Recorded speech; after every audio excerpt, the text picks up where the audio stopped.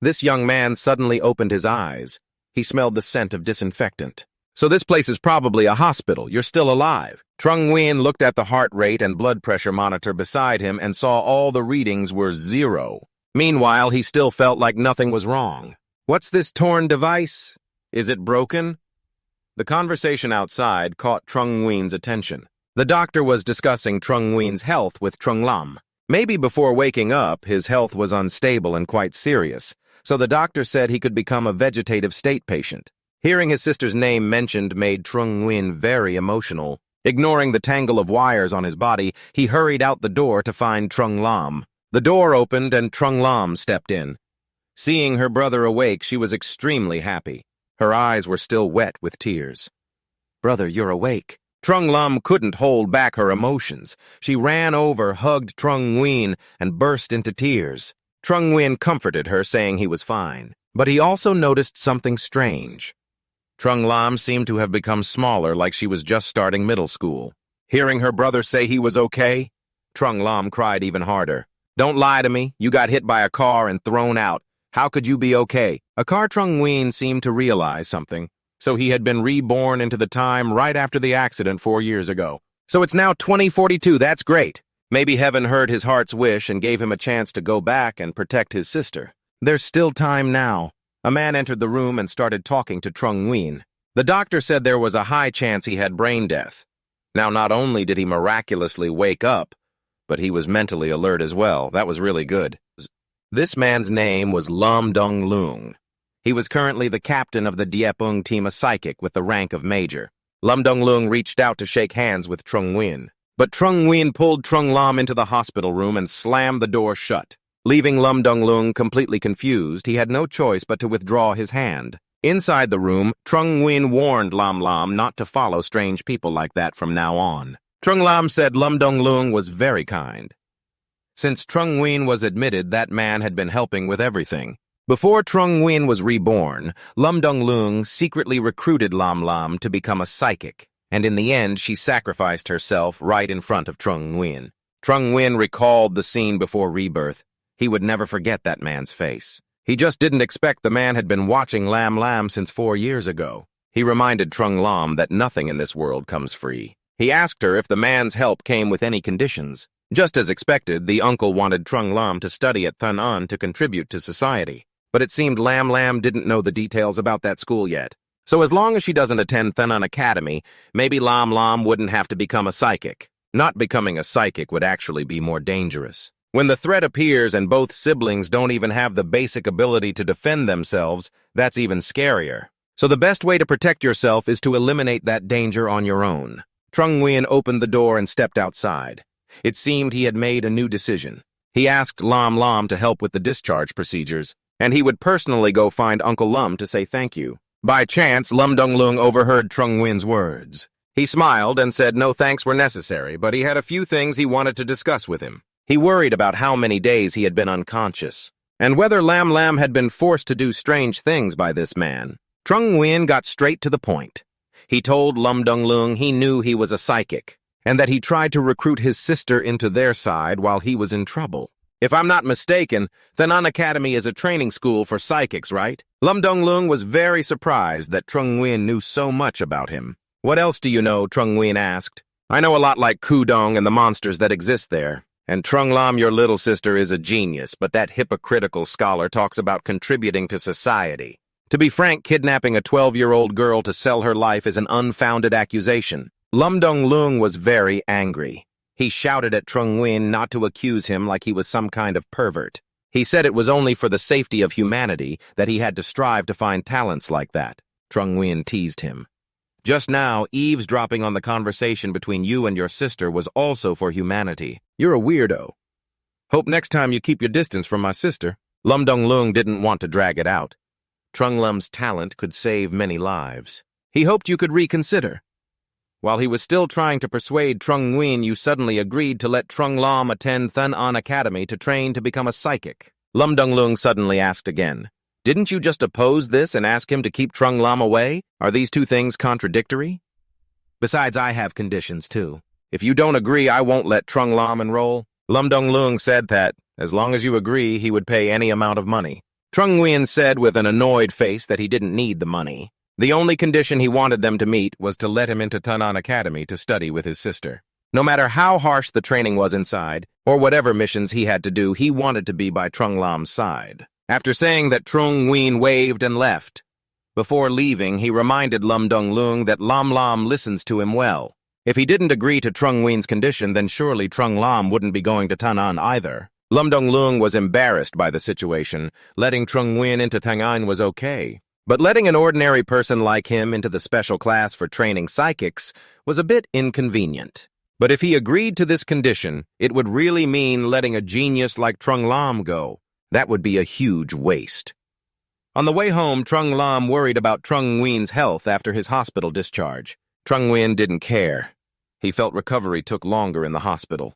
His arm was now covered in dark bruises from all the injections. Suddenly, Trung Nguyen felt something was off about his arm. These marks didn't look like bruises, but more like birthmarks of a corpse. As soon as they got home, Trung Nguyen went into the kitchen and cooked a lavish meal with many delicious dishes for his sister. Trung Lam praised her brother's cooking as she ate. It really left nothing to be desired.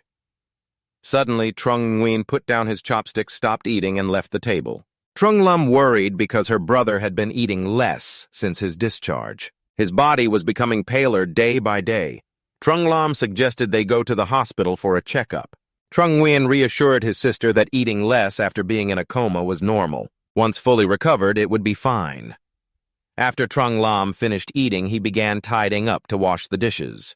While washing, he thought about his recent condition. In fact, he had completely lost his appetite for several consecutive days. Not only was he not hungry, he couldn't taste anything. He wasn't tired either, didn't need to sleep, and didn't need to use the bathroom. The strangest thing was those bruises on his body were actually birthmarks of a corpse. At first, he thought the hospital equipment was faulty. The results were bad, but when he got home and measured himself, he found out he really had no blood pressure or heartbeat. His body temperature and breathing were also absent. Yet on his body appeared the birthmarks of a corpse, because he had read an encyclopedia that described corpse birthmarks. All signs indicated that he had truly died. The most reasonable explanation now was that the special power of the golden coffin had brought his soul back to the body that died in a car accident 4 years ago. But if it weren't for the golden coffin event, he would have also been saved by a psychic. Trung Nguyen wondered why psychics could do that. The secrets of this world are many. If he could enter Thanon, he could gradually find the answers. Luckily, the corpse birthmarks on his arm were gradually disappearing. The fact that he was dead would only remain undiscovered as long as he didn't go to the hospital for a checkup. Otherwise, he would definitely scare Trung Lam to death. Trung Nguyen was lost in thought when the phone rang. On the other end was Captain Lum Dong Lung. He called to report that the task he asked about last time was already completed. After this summer vacation ends, you just need to come directly to Thanon to register along with Trung Lam. Trung Nguyen doubted asking if it was really that easy. Lum Dong Lung had been angered by Trung Nguyen. That's because I couldn't bear to lose a genius like Trung Lam.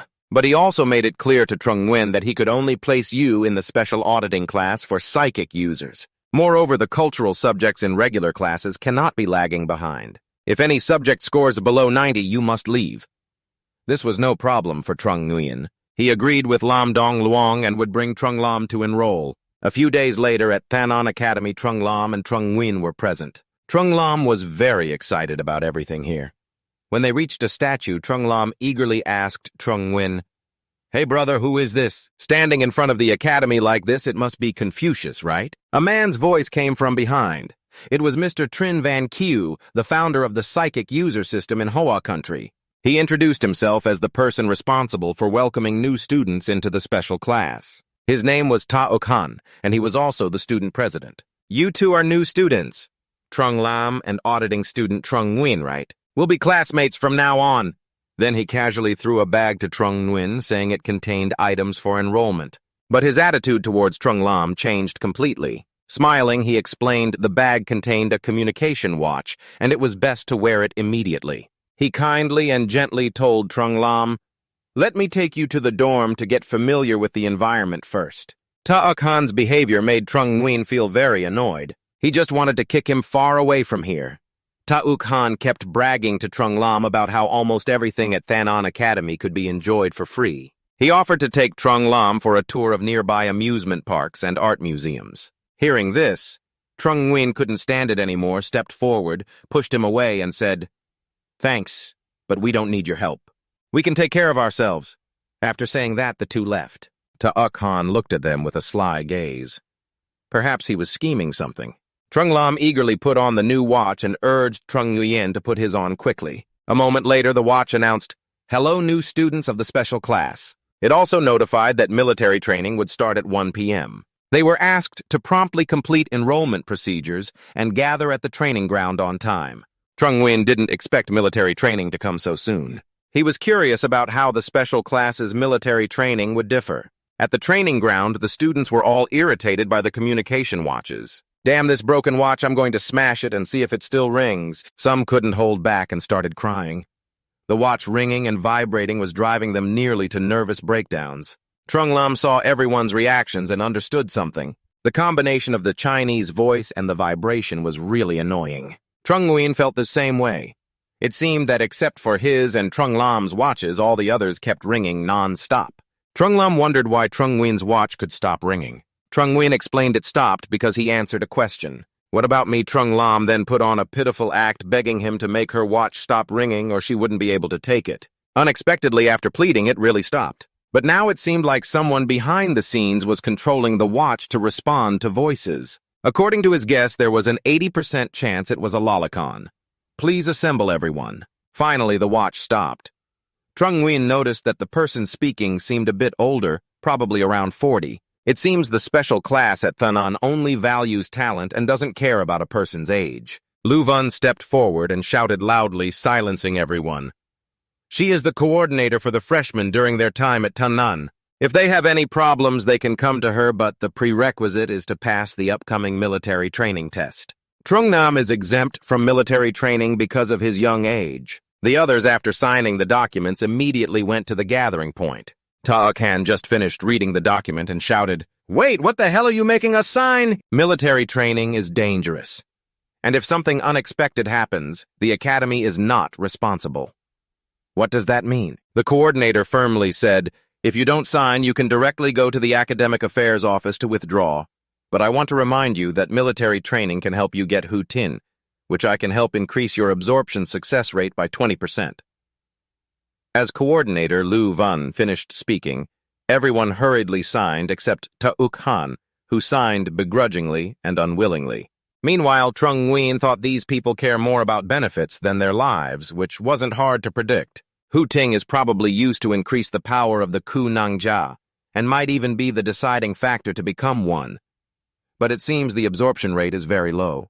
Trung Nguyen thought that since he was already dead, these agreements didn't really matter. Luckily, his younger sister didn't have to participate in such dangerous things. Later, if he gets Hu Tin, there's a chance he could also become a Kunang Jia. A strange young man looked at Trung Nguyen with a strange gaze and thought, "Trung Nguyen looks thin and hasn't even fully matured but is quite brave."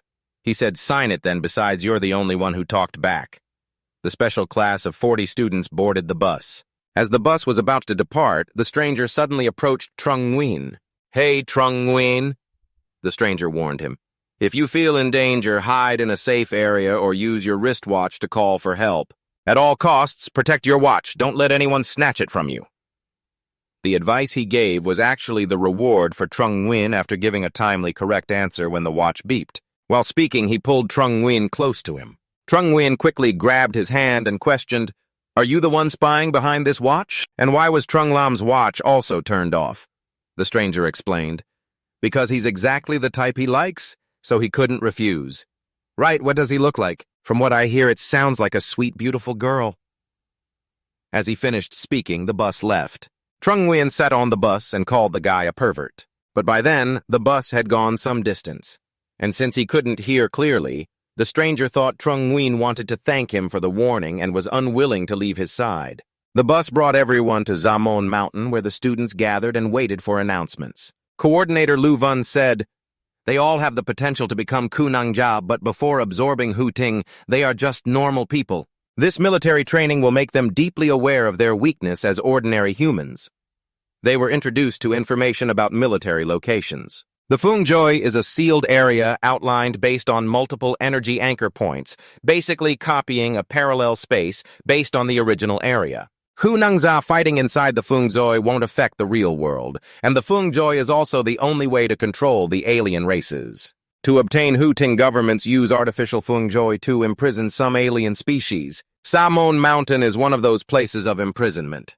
Their mission this time is to survive 3 days inside the FunJoy of Samon Mountain. In front of them were backpacks fully stocked with supplies they could use. Trung Nguyen pondered, "If there's a chance to get Hu Tin, it looks like I really have a chance to become a Kunang Jia, only then can I protect Trung Lam." The coordinator reminded them again that if they unfortunately encounter danger, they could use the wristwatch to call for help. This wristwatch can not only locate them, but also emit high-frequency sound waves that scare some low-level alien species. But turning on the sound wave function will increase power consumption speed. Their watch only has enough power to last for 3 days. The gate to the FunJoy had been opened. They were to enter the FunJoy first. When they left, the instructor reminded everyone one last time that they were all compatriots of Hua Nation, and in the face of danger, they should unite rather than kill each other. Anyone caught killing a classmate will be immediately expelled and brought before a military tribunal. Trung Nguyen understood that this final warning had a deeper meaning, but he had nothing to fear. He had to go check out what kind of mutant species were in this place. They were advised that fighting in groups would be safer, but each mutant group could only have 6 people. Everyone was free to form teams. Trung Nguyen was struggling to choose a team and kept getting rejected by classmates. While he was struggling to find a team, a girl named Huang Tio-yin approached and asked him, "Haven't formed a team yet? Our group only has 4 people." Before she could finish, someone else interrupted her and told Trung Nguyen that they already had enough members. As she left, the girl didn't forget to turn back and apologize to Trung Nguyen. He thought to himself, if they only have 4 people, why say they're full? They don't want me to join, and the reason was obvious without saying. Trung Nguyen quickly realized everyone was targeting him. He felt like someone was watching him, so he sped away. Indeed, the most dangerous thing in a harsh environment is still human nature. The people following him, seeing him run off, gritted their teeth in frustration. "Vuong Man, that kid took a sneaky route. Did he discover us?"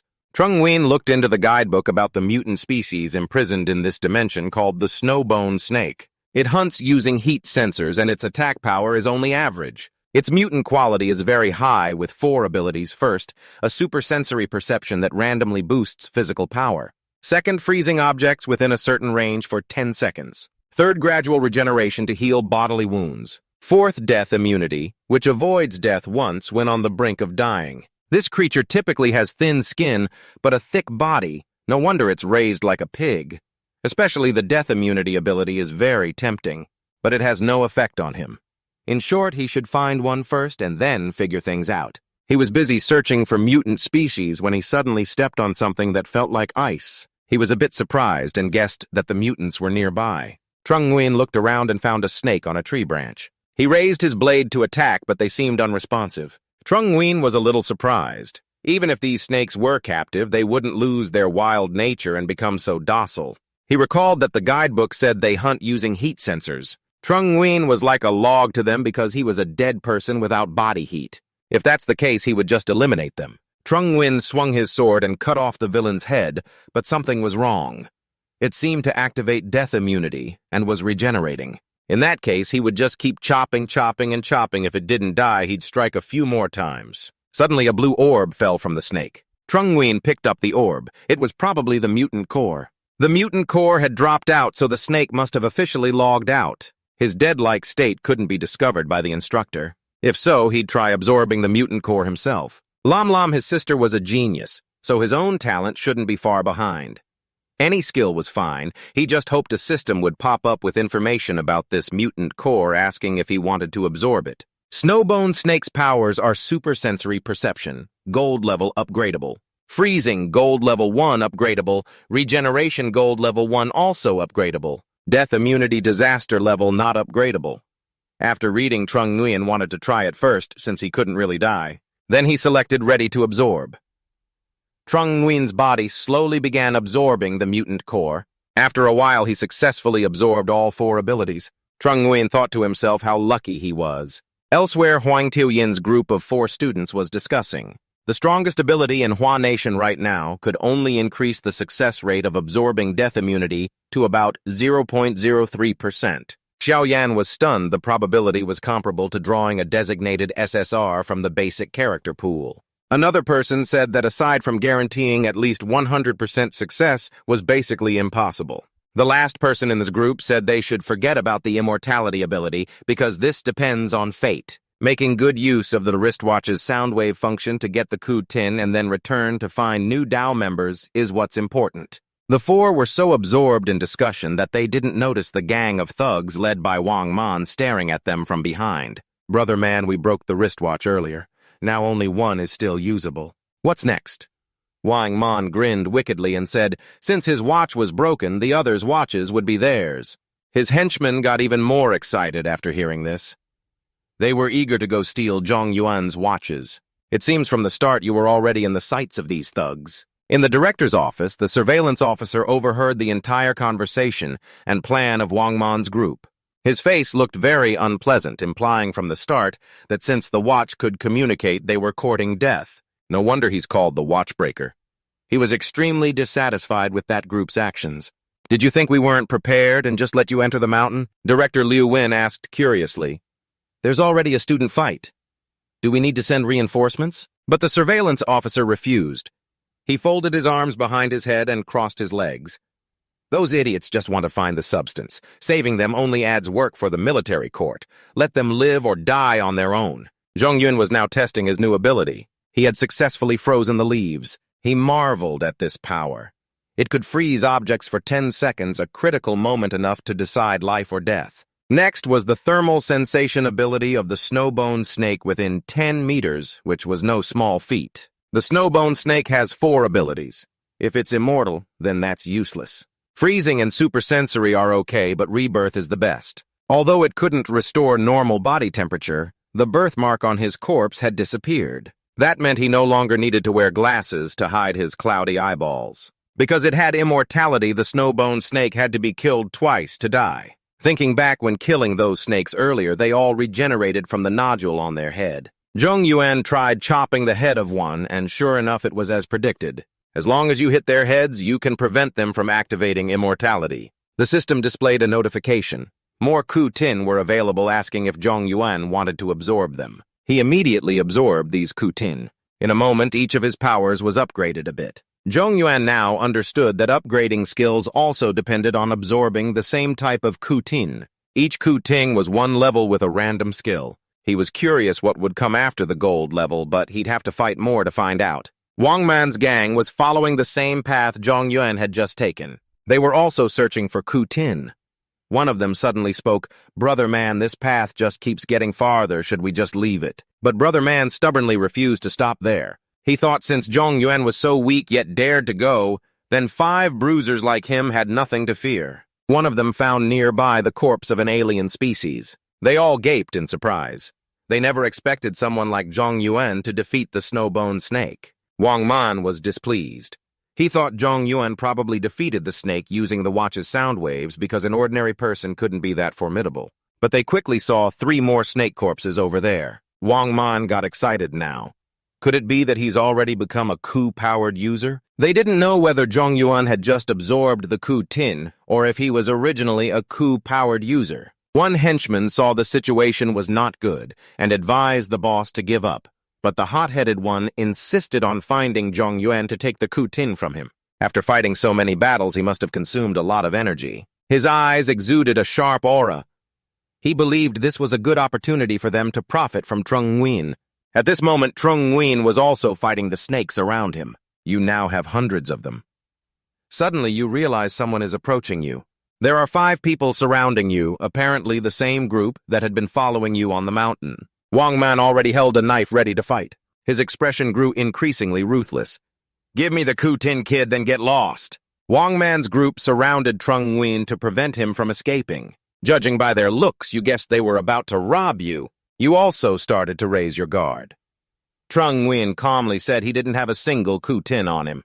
Wang Man angrily pointed at the pile of dead snakes and shouted, "Who are you trying to fool? There are so many snakes on the ground and you tell me you don't have a single coup tin." Trung Nguyen said he hadn't even had a chance to harvest yet. You thought to yourself that the snakes here were only unconscious, not dead. But this group didn't hunt the aliens themselves. Instead, they came to steal your work. Maybe later they'd bully Lam Lam. You had to teach them a lesson first. Trung Nguyen proved his words.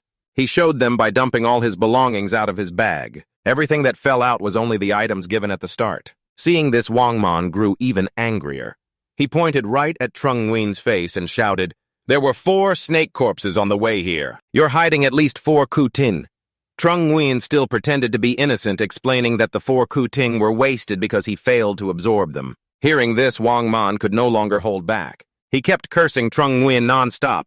But given the current situation, Trung Nguyen couldn't let others know he had already absorbed 100%. Wang Man was also calculating that Trung Nguyen probably couldn't fight anymore. So if they just chased him away, the Ku Tin from the snakes on the ground would belong to him. After thinking that, he said, "If that's the case, Trung Nguyen must leave the watch here and then get lost." Trung Nguyen agreed to their proposal. As he took off the watch to put it on the ground, they demanded he leave the knife as well. One companion felt a bit sorry and told Big Brother Wang Man to leave the knife for him. Wang Man firmly refused. He feared Trung Nguyen would use the knife to risk his life against them. Wang Man's stubbornness made Trung Nguyen a little frustrated. "You're chasing me to death like this. Aren't you afraid I'll drag you down with me?" Wang Man's group reassured Trung Nguyen to stay calm. "As long as you return to the safe zone, you'll be fine." Another guy chimed in saying you don't need to worry. He assured that on the way here they didn't encounter any danger. The safe zone has food and water. Waiting there for 3 days, you can complete the mission. Trung Nguyen pretended to compromise and played along. "You better not be lying to me," saying that he left as they instructed. Before leaving, he stepped on the tails of the snakes to wake them up. The others still didn't know what was happening.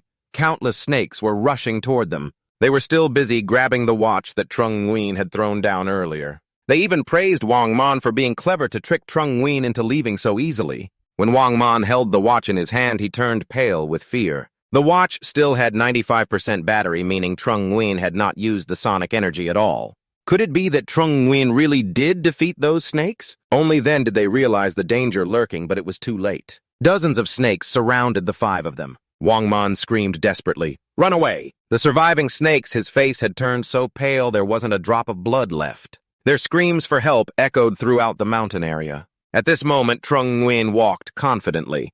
Everything was part of his plan. "It's not that easy to take my stuff. Just too bad they underestimated me." The group of Ta Uk Fong and Hoang Tiêu In are still on their way to find the heterodox tribe. This is the path. If you go 10 more minutes, there will be a snake nest. Hoang Tiêu In worriedly asked, "Is it dangerous with just the 2 of them?" Ta Uk Fong showed no sign of worry. He reassured Tiêu Yen not to worry about these things. Just trust him. While they were walking, they ran into Trung Nguyen. Hoang Tiêu In ran to Trung Nguyen and asked, "Why are you here alone?" Trung Nguyen told the story of how he was robbed of his backpack by Vuong Men's group.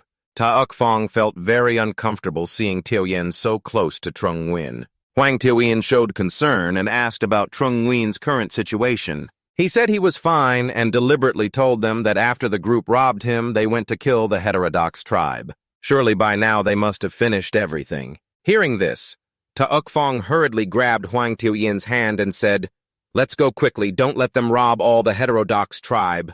Hoang Tiêu In hesitated but showed a desire to help Trung Nguyen since he had been robbed of all his supplies. "Wait, he's been robbed of all his supplies. We can't just watch him die without helping."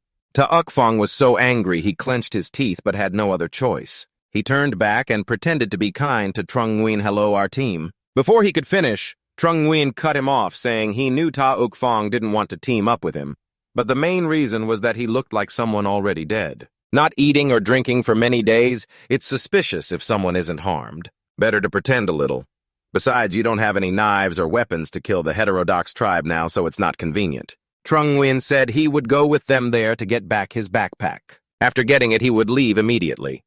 When they arrived at Vuong Man's group, they saw an unexpected, horrifying scene. They were all lying motionless on the ground. Only Vuong Man was writhing with several snakes clinging to him, screaming for help but only for a moment before collapsing to the ground. Ta Uk Fong was terrified. This was the first time he had seen so many snakes. Hoang Tiêu In was equally panicked. The strong men from before were all down. They had all been killed by the snakes. Ukfong and Huang Tiuyin panicked and ran away while Trung Nguyen stood still without any reaction. Huang Tiuyin turned back and asked why he was just standing there and urged him to run. Ukfong shouted at her to mind her own business and dragged her to escape quickly. Trung Nguyen looked down on these two, excited to kill the snakes, but they were already running away. He grabbed a knife and started dealing with the snakes. Since these snakes have killed people, killing them back won't cause any resentment, right? Trung Nguyen rushed forward, slashing all of them, and then collected the essence crystals from the snakes one by one. After finishing, it was time for him to absorb the essence crystals. The familiar phrase appeared, "Detected Snowbone Snake Essence Crystal System asks if you want to absorb it." This absorption grants him a super sensing ability at blue level 2, blue level 3, and a rebirth ability at yellow level 3, but immunity to death still cannot be upgraded. Trung Nguyen gradually understood that to upgrade essence crystals from yellow to blue level requires 10 essence crystals. From blue level onward, each level up requires 10 essence crystals. The chance to upgrade a skill with one essence crystal doesn't seem equal. Freezing is already at blue level 3, but rebirth is still at yellow level 3. It seems some kind of power in the shadows is blocking him from upgrading rebirth. Judging by others' attitudes, it's easy to guess that ordinary people can hardly absorb essence crystals. If you fail, the essence crystal is discarded, so there's no leveling up. The names of these skills are harsh and data-heavy. So can those people see notification alerts when you absorb? Trung Nguyen froze all the snakes. He couldn't let it be known that he absorbed such a large number of essence crystals. He had to deal with the pile of snake corpses. The director's room received a notification from a student's watch reporting that a classmate was killed by the heterodox tribe. The director told the students this was a serious matter and instructed them to use their watches to call for help so the director could come handle it. Director Lu Vun asked the listener beside him if they should rescue those students because some classmates had already helped, but the man beside him refused. They are not in danger. It's just that none of them knew about the listening situation, but still had to go there to put on a show a bit. The listener arrived at the reported location. He asked the nearby students to confirm that this was indeed the scene where the victim Ta Ukfong was in trouble. He confirmed firmly that it was correct. The listener went to check the wounds of each person.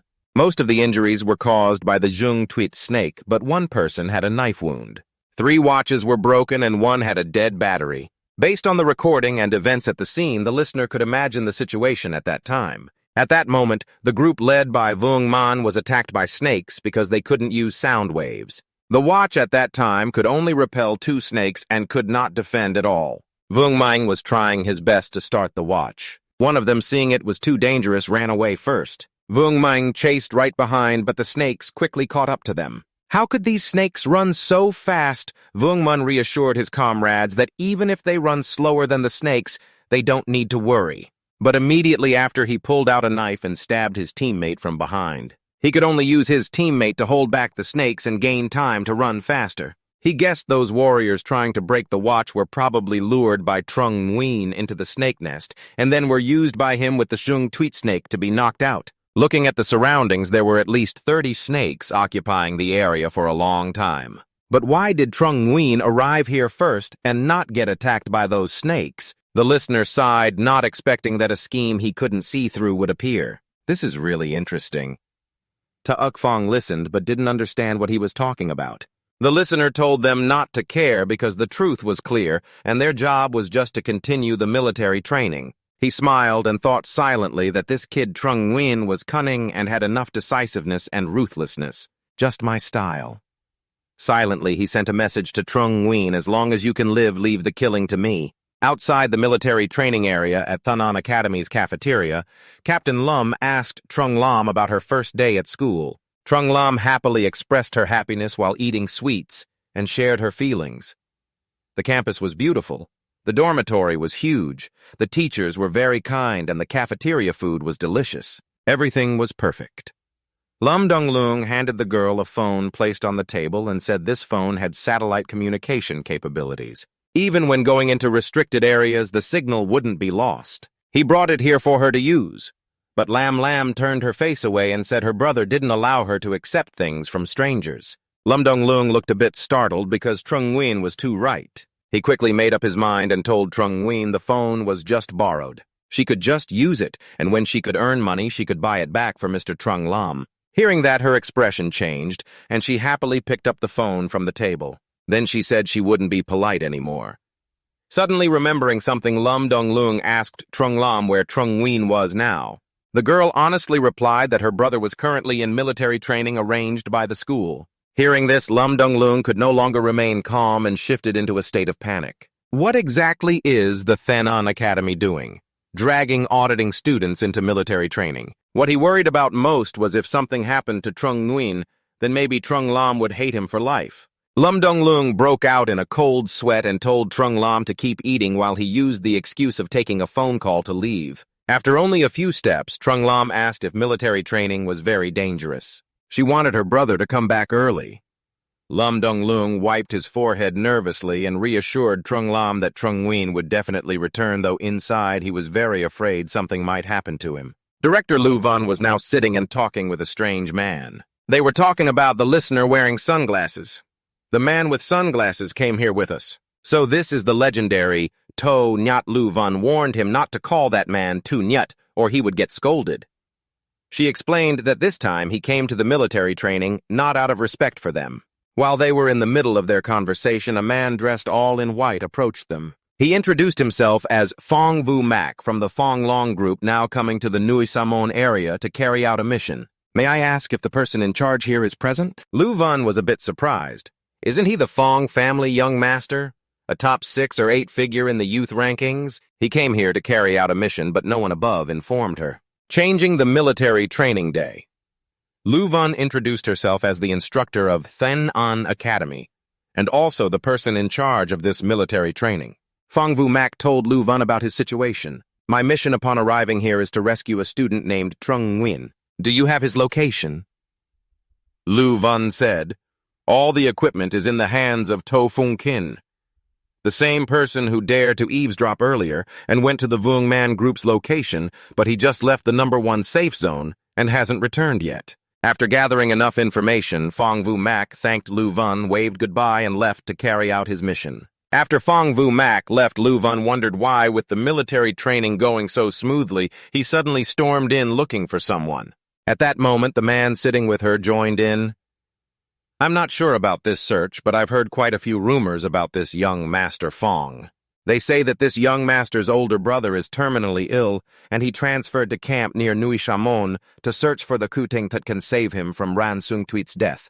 But he has a small bad habit. He suffers from severe face blindness. Someone with face blindness being assigned to search for a person his superiors must have run out of options to let him handle this mission. Phong Vu Mac was still making his way, thinking that with Fung Kin overseeing the military training, nothing dangerous should happen.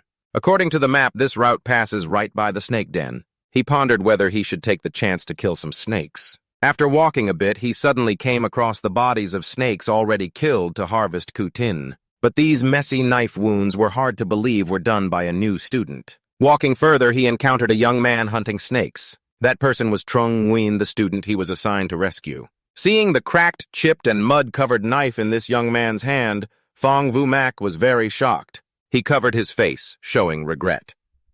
Oh my, the knives issued to new students at Thanon Academy are finely crafted weapons supervised by the production department, and yet they are treated like this. Feeling upset, Phong Vu Mac approached Trung Nguyen and said, "Your knife is crying. Knives aren't meant to be used like that."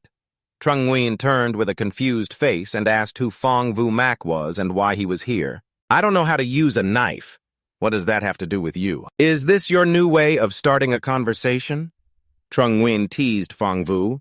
Mac, are you going to teach me how to use a knife? Phong Vu Mac was a little surprised. This was the first time he'd met such a case. Normally, wouldn't most people be embarrassed and leave immediately? Trung Nguyen shamelessly begged the young master he was meeting for the first time. The academy only issues one knife, and mine is already unusable. Can you lend me yours? Phong Vu Mac helplessly threw him a knife. Holding the new knife, Trung Nguyen's eyes suddenly lit up. Phong Vu Mac also shooed him away. He suddenly changed his expression and said the Ku Tin already revealed can be taken by him. The rest belong to Phong Vu Mac. Hearing this, Trung Nguyen turned pale but still said, Phong Vu Mac, stealing from a student still in military training like you? Aren't you ashamed? Fong Vu Mak looked at Trung Nguyen sternly and said, "This isn't your territory, and there's no such thing as first come first served here." He dispatched a snake in the blink of an eye. Then he turned to Trung Nguyen and said that as for whose snake this is, it naturally depends on strength. Trung Nguyen watched Fong Vu Mak's performance and suddenly exclaimed, "This guy with just one strike can blow the head off a Ranzung tweet. He must be a master." The move he used was very similar to the weapon Lam Lam used in the past life, the official standard weapon of Ku Nangyia. Fong Vu Mak was still bragging non-stop to Trung Nguyen about his abilities. "See, this is the real gap in our skills."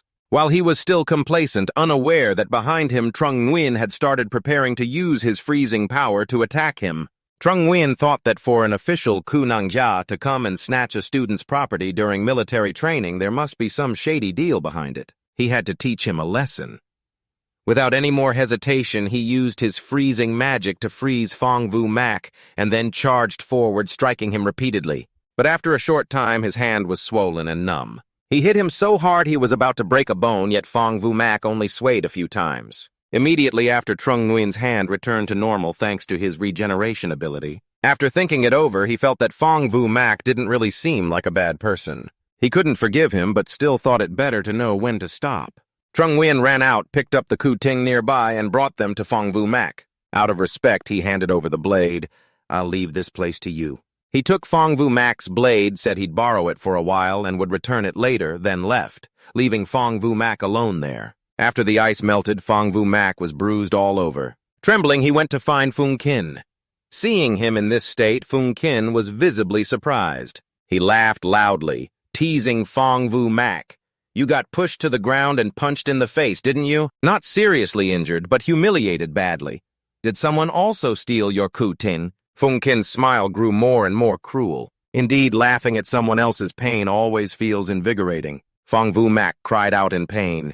"Heal me quickly." Fung King reached out to Fong Vu Mak and used the Tonyet spell to restore him to how he was 24 hours earlier. In an instant, Fong Vu Mak returned to his original state, feeling like he was floating on clouds. Fung King called Fong Vu Mak over to talk about the recent bad luck to cheer him up a bit. Fong Vu Mak was like a little wife telling her CEO husband all the injustices she had endured. After hearing everything, Fung Kin found it somewhat hard to believe. He said, "A student from your city stole your Ku Tin here.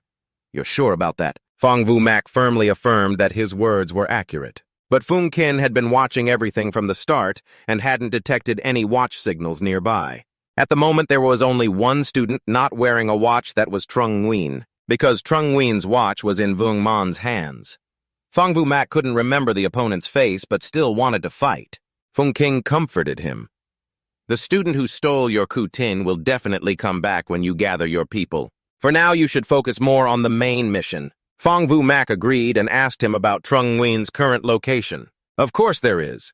His real purpose entering the realm must be the Ku Tin of the Snowbone Snake, right?" Fung King had hit the nail on the head with that. Then Fung Kin began to devise a plan for Fong Vu Mak to help him get the Ku Tin he wanted. Vung Mang was currently lost. The 2 past days, every snake he encountered had already died. Plus, he was lost in the mountains. He was panting and thinking he must have met a ghost. Looking up, he was terrified to see a road repair sign.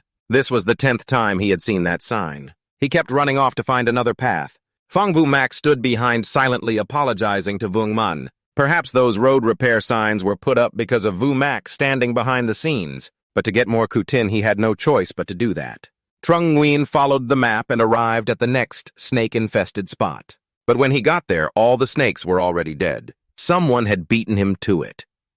Trung Nguyen couldn't help but shout, "Who's the heartless bastard that ate all the snakes in this area?" He climbed up the tree and looked around for a while, noticing that the mountain peak opposite wasn't on the map the school provided. Maybe there were still some snakes that escaped over there. Trung Nguyen decided to try his luck there. Sure enough, just as he predicted. After running that far, he finally found a few snowbone snakes. Then he got some Ku Tin. Now was the time to upgrade his super sensory to blue level 4 freeze, to blue level 6, rebirth, to gold level 4, and a familiar skill, death immunity. Couldn't upgrade super sensory. After leveling up, its range expanded to 1 kilometer. Freeze duration increased to 2 minutes. With full spirit energy, it could be used multiple times in a row. Freezing for hours was no problem. After walking a bit further, Trung Nguyen thought some more. The Flower Nation realm doesn't divide day and night. His body didn't feel hunger, so his sense of time was a bit distorted. It's been so long, it's probably time to regroup, right? While walking, suddenly, Trung Nguyen felt like something was following him. He froze and turned his head to see a giant snake slowly approaching, which stunned him. No way, how could such a huge one be hiding here? Very quickly, it lunged and bit his shoulder, tearing Trung Nguyen's shirt. He quickly used rebirth magic to heal the wound. Trung Nguyen knew his limits. With his agility, it was hard to hit that giant snake. He wasn't sure if freezing after upgrading would affect it. Trung Nguyen used magic to freeze the snake's head first. Seeing it worked, he did it a few more times. Trung Nguyen jumped around, freezing the entire snake, making it unable to move. Then he stabbed the snake repeatedly with his spear. Although the wounds weren't large, at least they broke its defense. Trung Nguyen silently praised how powerful this burial spear really was. But using freeze repeatedly was draining his spirit energy fast. The snake's head was smashed, but the Ku Tin still hadn't appeared. That meant death immunity was still active. It was time to regroup. Classmates were returning and registering with the instructor. Vung Meng had also arrived. He sighed in relief, having found his way back. This was considered finding the way. Phong Vu Mak said he safely brought Trung Nguyen down the mountain, and now it was up to everyone else to take him back to school. Vung Meng didn't understand why his face showed such fear at that point. Fung King laughed and said, "Phong, you're blind again, aren't you? The person you brought back isn't Trung Nguyen." Phong Vu Mak asked Fung King confusedly, "Isn't this the locator you gave me?" Of course, the watch's locator belongs to Trung Nguyen. As for why Trung Nguyen's watch is on this classmate's wrist just now, Fung Kin stepped closer to Vung Man, his voice cold and authoritative. "Threatening, I'm giving you one chance to explain yourself, Vung Man." Once domineering now, he was so scared in front of Fung Kin that he could barely stand. On the ground, the dragon was shattered to pieces. Trung Nguyen desperately stabbed the long spear into the blue dragon's head. Even a dead person like me is exhausted and falling over, yet it's still trying to resurrect. A small glowing orb appeared. Trung Nguyen, his face smudged and tired, accepted the orb. Finally, it was truly dead.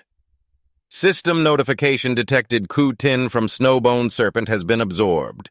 No Snowbone Serpent's power differs from Blood Frost Brutal level. It is cursed and cannot level up. Require comprehension of freezing ability. Ability description: all abilities immediately increase by 1/200%, lasting 30 seconds. After ending, enters a 48-hour weakening period. What a terrifying ability. Luckily, I didn't let it use it. Trung Nguyen pressed the orb to his body. Absorbing such a powerful ability was definitely worth it. The sky was clear, the trees lush. Dong Lung's tears flowed freely. "Don't let me die here. Please, don't send me to the military court." Vu Mak looked at Fung Kin sitting comfortably in the chair and asked, displeased, "Fung Kin, did you do this on purpose?" Fung King, holding a bottle of water, said, "The witnesses and evidence are all here. He brought this on himself. I mean, you knew the tracking was wrong, but still shared it with me." Meanwhile, over at Dong Luong, he was being dragged along, shouting loudly, "Stop! Stop!" Fung Kin calmly asked, "Is it important?" "What's important is that only Trung Nguyen hasn't arrived here to regroup yet. The one who stole your spear must be him." Fung Kin looked toward the instructor's vehicle. "You take the other students back to school first. I'll stay here and wait for Trung Nguyen." Lu Van, standing nearby, asked, "What about you guys?" "We'll take the Fong Long group's vehicle home." Vu Mak checked his phone. "It's 10 o'clock now, just arriving. Did you let the other students go back already during the gathering?" Fung King watched the car emitting smoke as it left. What if not? Fighting right in front of the instructor. The two looked toward the distant tall mountain. "Trung Nguyen is the one I'm watching. Later when you take revenge, don't hit too hard." Vu Mak put his hands in his pockets. "With you as head of the Huaquoc Medical Department, you can't die. But you'll still get tired." The time was already 10:05. Fung Kin and Vu Mak bored and restless. Fung Kin sat playing games while Vu Mak diligently did push-ups, Shadow 2122, and the time passed to 2:20 p.m. Both were still that way. Fung Kin pressed buttons and Vu Mak reached 298, 299, 300 push-ups. The time now was 5:12 p.m. The sun gradually setting behind the mountain. Fung Kin leaned back with hands behind his head waiting while Vu Mak switched to weightlifting 951, 952. Fung King was extremely annoyed, feeling hot inside, yelling, In 7 hours, no one has ever made me wait this long, especially since he's a guy. Vumak grabbed his shoulder and soothingly smiled. Don't be mad, calm down. Fungkin flared up. Don't stop me, I want to kill him. One was boiling inside while the other tried to reason. Aren't you tired? Even if I die from exhaustion, I want him to die 100 times over. Just then, Trung Nguyen, holding a battered spear, walked over. Trung Nguyen confused like a startled deer. The other students aren't here. Did I come back too early? Fungkin and Vumak stopped as they saw Trung Nguyen approaching. Trung Nguyen slowly approached with the spear in hand. If I'd known, I would have taken another lap. The spear in Trung Nguyen's hand was cracked, broken through, and filthy, smeared with blackened blood. Vu. Mac's face tightened. His eyes reddened.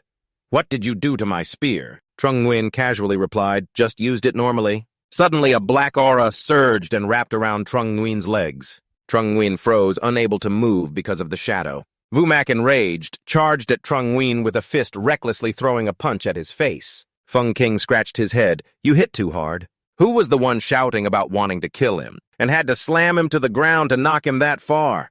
Even Nat couldn't have saved him. What if he really died? A flash of revival light headed toward Trung Nguyen.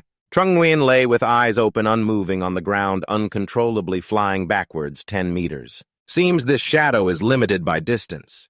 Fungkin and Vumak still stood discussing.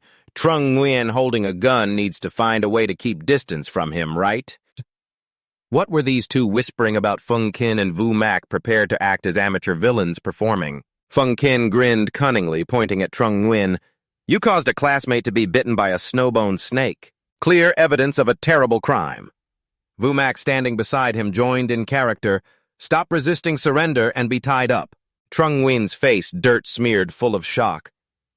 These two, one is secretly hunting people in the mountain during military training. The other doesn't hesitate to torture me. They're colluding and want to kill me to silence me. Trung Nguyen activated the 6-shooter gun in his hand, super sensor targeting assist. Trung Nguyen fired a rapid burst of bullets. Vumak had an iron body defense while Fungkin dodged quickly. Fungkin looked at the struggling Trung Nguyen ahead and smiled. Give up, you still can't break through our defense. Trung Nguyen stood unsteadily, forcing himself. Don't push me. The two acted as villains with wicked smiles. Push you. You have nowhere left to run. Fungkin wondered if this brat still had a secret move he hadn't used yet. If that's the case, let's see. Fungkin laughed cruelly, dangerously. Wait until you die, then your sister will be my sister. Trung Nguyen's anger had reached his limit. Trung Nguyen desperately unleashed a bloody, violent power. Dare to touch my sister today, you all must die. Vumak, standing next to him, scolded Fungkin. That's going too far. Fungkin covered his mouth with his hand and just clicked his tongue. System notification. Your supersensory ability has increased. You have acquired a new ability, Heat Protection Level Disaster. Can be upgraded. Heat protection uses the temperature in the air to create a heat compression layer. With a maximum range of no more than 10,000 mirrors, your freezing ability has increased. You have acquired a new ability, Eternal Ice Domain Level 4. Disaster cannot be upgraded. Eternal Ice Domain freezes all matter within a maximum range of 10,000 mirrors at your will. Your resurrection ability has increased. You have acquired a new ability. Immortal Chi Zone Red Level can be upgraded. Immortal Chi Zone. You are immune to all wounds and negative conditions. The power radiating around Trung Nguyen lasts only 30 seconds. No time to think much. Use the ability that I understand first. Trung Nguyen unleashed the Eternal Ice Domain move. A wave of ice headed toward Fungkin and Vumak. Fungkin desperately restrained the life resonance of rejuvenating Thanon. Meanwhile, Vumak was frozen. Fungkin's body also gradually froze, terrified. This is terrifying. If Vumak didn't have a steel body, this move could defeat both of us. Fungkin supported the freezing Vumak, continuously reviving Thanon. Thanon was no good. The surrounding temperature was too low. Even though the recovery state was frozen once every few seconds, Trung Nguyen was also exhausted and fatigued. This move really drained a lot from me. Used only once, but completely drained my spiritual strength. Can't continue the move. Trung Nguyen finally drew his gun to accept death, but the gun was frozen, couldn't pull the trigger. Trung Nguyen panicked. It's over, the gun is frozen too. Trung Nguyen was out of strength, smiled bitterly. Looks like my luck is truly used up. Trung Nguyen collapsed to the ground. Even if I die, I absolutely won't let Vu Mac go. Frozen, standing motionless. Meanwhile, Fung Kin leaned on Vu Mac. The two frowned at Trung Nguyen. The maximum large defect ability can increase up to 448%, and anything beyond this level can threaten life. His previous move definitely surpassed Fung Kin, thanks to Vu Mac for carrying me over there quickly.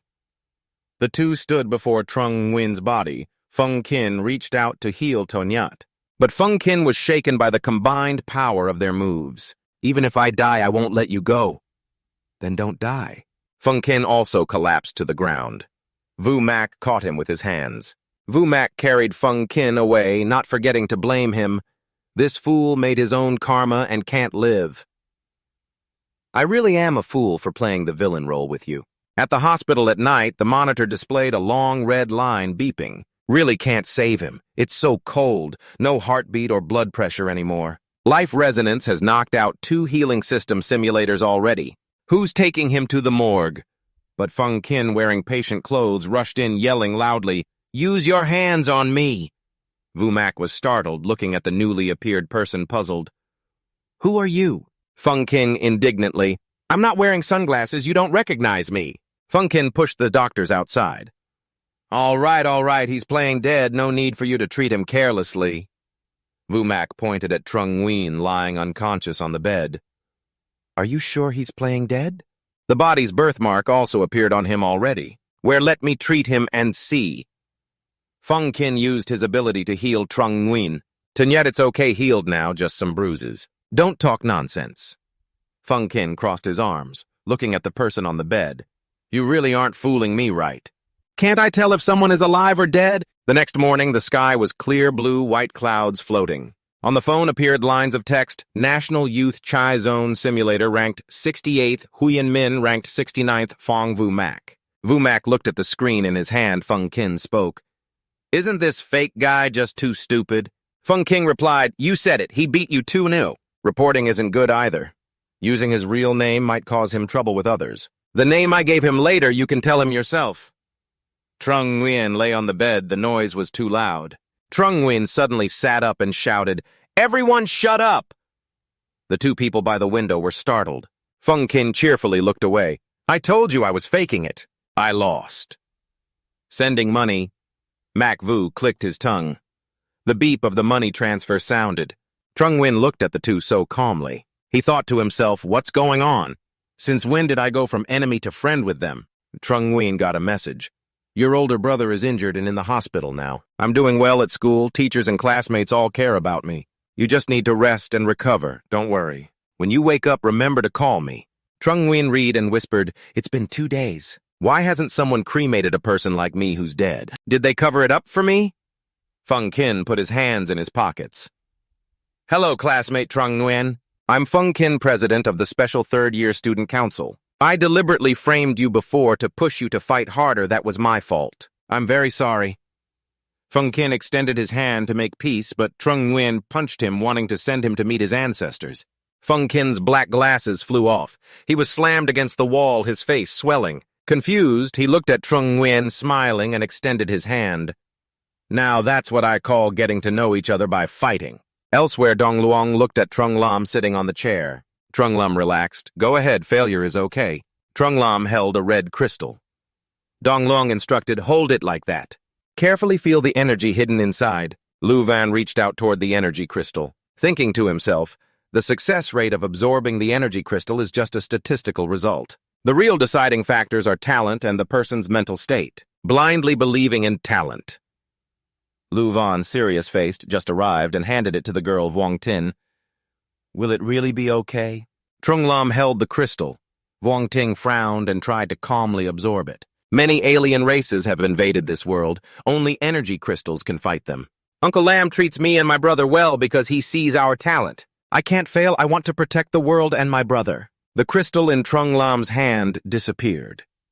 It was discovered that absorbing the Fire Cloud Phoenix energy crystal can't consume 25 years of lifespan. In the schoolyard, Trung Lam excitedly rushed over. "Brother Trung Nguyen, you're finally back. You made me so worried I thought I'd die." Trung Lam held the red discipline band on his arm, surprised. Hey, your uniform is really special. Trung Nguyen smiled and scratched his head. Yeah, I joined the student council and am also a discipline committee member. This is the student council uniform. Trung Nguyen heard Fung Kin say that after military training they'd get a week off so the instructors could help special class students absorb the energy crystals. Since Lam Lam has talent, being called to school probably came with similar arrangements. Trung Nguyen patted Trung Lum's head. Lam Lam, have the instructors arranged any special studies for you these past few days? Trung Nguyen thought and replied, the school hasn't arranged anything, but Uncle Lam let me absorb an energy crystal called the Fire Cloud Phoenix.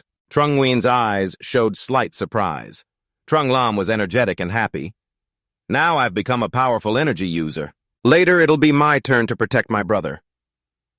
Trung Nguyen already knew that in this life, Lam Lam couldn't escape the fate of becoming an energy user. The only thing I can do is make myself stronger to protect Lam Lam. Trung Lam grabbed Trung Nguyen's hand, puffed out her cheeks, and said in a slightly sulky tone, Hey, aren't you going to ask what power I absorbed? Trung Nguyen also asked about her power because of Shen Su and Thien Nguyen. Trung Nguyen said, Trung Lam ran to the big statue nearby. Hey, take a close look here. Trung Lam kicked it hard, breaking the statue in two. Trung Lam eagerly asked, So am I super awesome or what? Trung Nguyen smiled. Lam, you becoming stronger, of course, makes me happy. But damaging public property means you have to pay for it.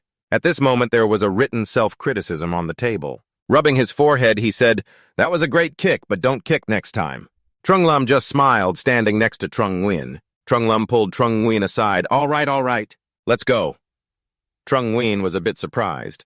So you don't need to pay the tolerance fee? Lu Vun, sitting on a chair, spoke up.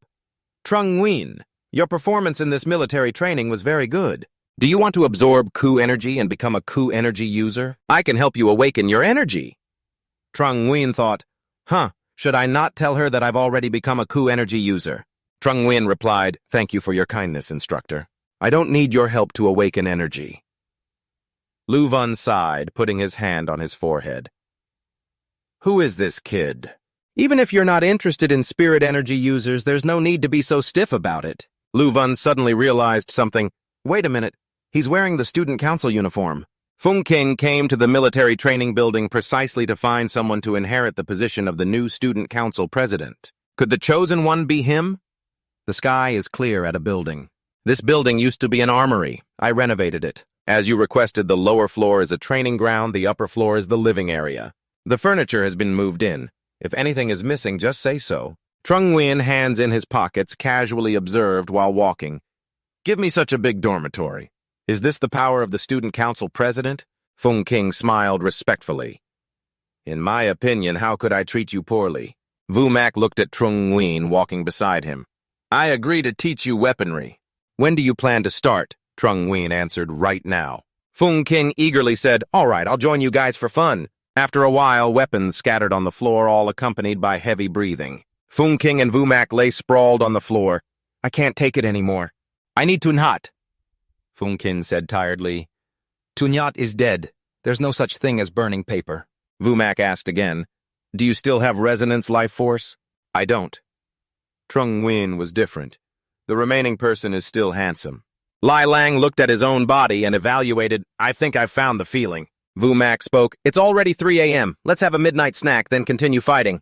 Fung King said tiredly. There are snacks in the fridge on the second floor, but I can't walk anymore. Trung Nguyen continued walking normally. The two lying below crawled in astonishment. This kid was beaten by us but doesn't seem tired at all. Fatigue is secondary. The key is that this kid basically has no talent for using cold weapons. Vu Mak, exhausted, rubbed his head. The combat talent of spirit energy users is usually average. A beginner usually takes 10 minutes at most to take shape. Swords, spears, clubs, staffs, none of these can be used by that kid. Trung Nguyen walked to the water cans with his arms around them cheerfully. Here we go. Fung Kin held out his hand to grab a can and quickly drank. My spirit is refreshed. I'm revived. I'm alive again. Squeezing the empty can, Trung Nguyen cheerfully asked, Then let's continue training. Vu Mak face dripping with sweat. Training non-stop for over 10 hours, we only get 3 minutes rest. Are you a demon? Fung Kin fell back. I've only half revived. I need another can to fully come back. Trung Nguyen crushed a can with his foot. All right, give the brothers rest time equivalent to 1 can. Trung Nguyen threw an empty can straight into the trash without looking. Fung King and Vumak eyes wide and mouths open. The trash is over 10 meters away, yet he can throw and hit it so easily. Could it be that he has talent with hidden weapons? Vumak handed 2 empty cans to Trung Nguyen. Throw them again quickly. This time 2 cans at once. Both cans landed in the trash. Vumak excitedly grabbed Trung Nguyen's hand. Trung Nguyen, hidden weapons are the perfect weapons for you. Trung Nguyen replied, hidden weapons? How can they be cooler than a 40-meter greatsword? Vumak grunted, rubbed his chin thoughtfully, and said, you're really stubborn about close combat.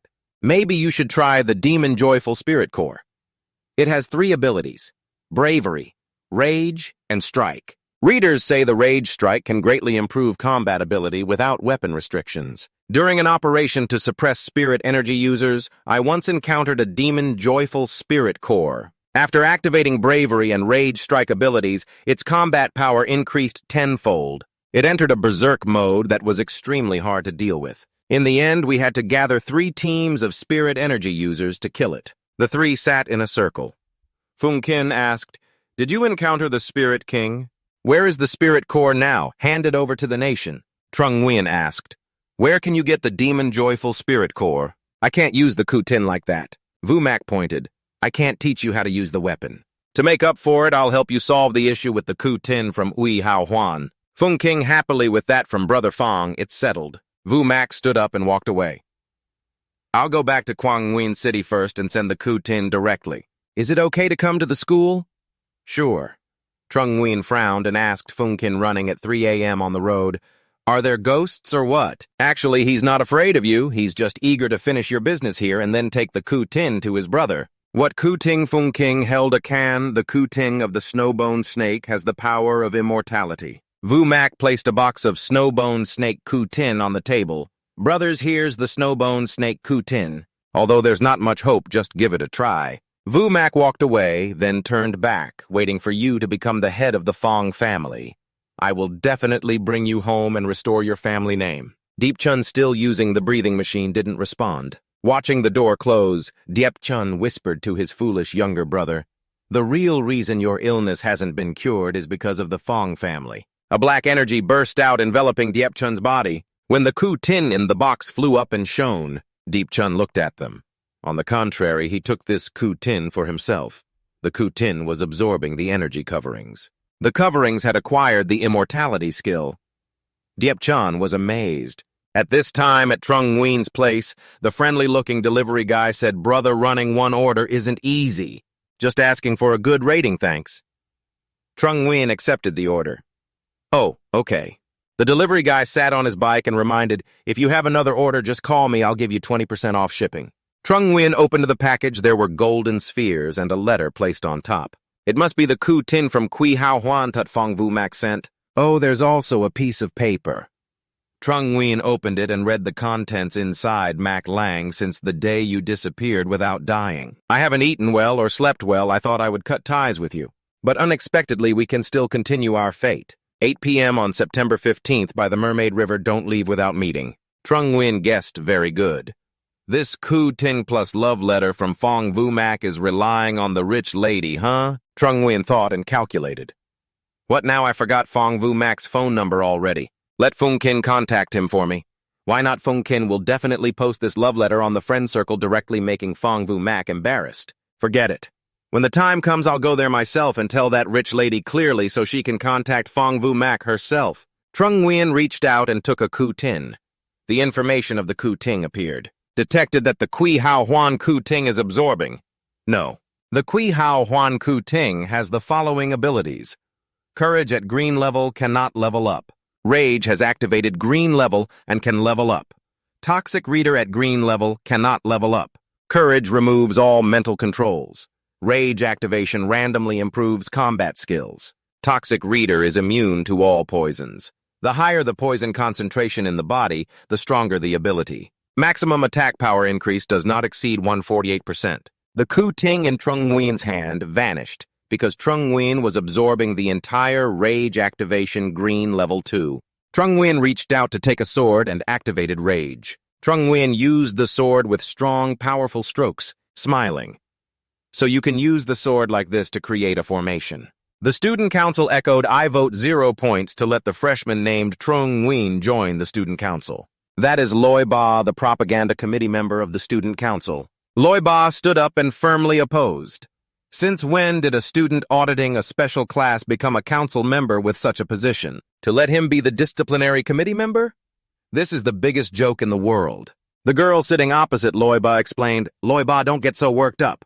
The council president just wants to make him the errand runner." Kwan Yi spoke up again. "Then that's not right." The girl who just spoke is John New, the student council secretary, looking toward Kwan Yi. Kwan Yi gave his opinion. The disciplinary committee member needs to be strong in ability and good in character. Also responsible for supervising the student council president, not just anyone can do it. Right now, I still hold the title of disciplinary committee member. Don't be so authoritarian. Fung Kin smiled and reminded speaking in the Thung language Kwan Yi is a former disciplinary committee member of the student council, gripping his hand firmly to make a point. It's fine for Trung Nguyen to join the student council, but he can only handle minor tasks in class. The teacher was lecturing, the Ku energy of the alien race usually exists in the body as energy. Only after death does it condense into Ku Tin. Trung Nguyen raised his hand to ask respectfully, "Teacher, does a fake Ku energy release Ku Ting similar to aliens after death?" The teacher replied, "The body structure of humans and aliens is different. They cannot be equated." Trung Nguyen continued, "What if someone starts absorbing Ku Ting from the womb and is a fake Ku energy from birth?" The teacher held his book face serious. "The chrysanthemum sect forbids using pregnant women as test subjects. Don't let this student's thoughts go too far." The city under the clear blue sky, now in the school cafeteria. At the table, Trung Nguyen picked up food constantly, reminding Lam Lam, "You're at a growing age, eat a bit more." Trung Lam, sitting beside, replied, "I'm not a kid anymore. I'll pick what I want to eat myself." Fung Kin appeared from somewhere. "Trung Nguyen, your sister is really adorable." Seeing is believing. Trung Nguyen gave a stern warning. 5 years. Serious means close family. Fung Kin chuckled. "Don't glare at me. Even if I wanted to, I'd wait for your sister to become an adult first." The more Fung King spoke, the angrier Trung Nguyen got. The river broke the chopsticks in his hand. "What did you say?" Fung King raised his hand, waving to calm. "Protecting your reputation like that. Are you two really siblings?" Trung Lam happily grabbed Trung Nguyen's arm. "Of course." Fung King imagined and exclaimed Nguyen not Trung Nguyen could easily defeat Fung King. The student council president, and yet his mind is full of who knows what. Trung Lam asked, confused. "What does Nguyen Chi not mean?" Trung Nguyen warned good kids shouldn't swear. Fung Kin, sitting opposite them, smiled and cleared his throat. "Just kidding, don't take it seriously." Trung Lam asked, "When my brother was injured and hospitalized, did the student council president help him make the call?" "So it was you," Fung Kin quickly responded. "Yeah, you can just call me Fung Kin." Trung Lam pointed, "Brother Fung Kin, your dental braces are broken. Will the glass damage your eyes?" His eyes are a bit special. Without sunglasses, he might scare others. Trung Lam curiously asked, "Can you show me?" Fung King took off his glasses, feeling affectionate toward the cute sibling, so today he'd specially show a bit of his eyes. Fung Kin's eyes appeared bright purple. Trung Lam was amazed and fascinated. Wow, such beautiful eyes, and glowing too. Trung Nguyen, sitting beside, asked, "Is it congenital?" Fung King explained. "When my mother was 3 months pregnant, she absorbed the power of Ku Tin, but it wasn't her absorbing it. It was me. So when I was born, I was a fake Ku Tin, and my body is tougher than normal people." Trung Nguyen lowered his gaze, thinking, "The teacher said this is forbidden. The secret behind him is probably not small. Forget it, it's none of my business, shouldn't eavesdrop." Fung King suddenly remembered something and quickly said, "Enough of this. Let's not forget the main thing. Trung Nguyen, you're now a disciplinary committee member. You have to spend your lunchtime patrolling the school campus." Trung Nguyen asked with a bored face, "Can I quit the council?" Fung King tempted. "The student council offers generous perks and extra spicy chicken for every meal." "Isn't that better for your sister?" Trung Lam heard that and looked eager. "Spicy chicken," Fung King said. "The academy is very peaceful, usually no fights. But recently there have been some cowards in the student council. You just watch and act accordingly.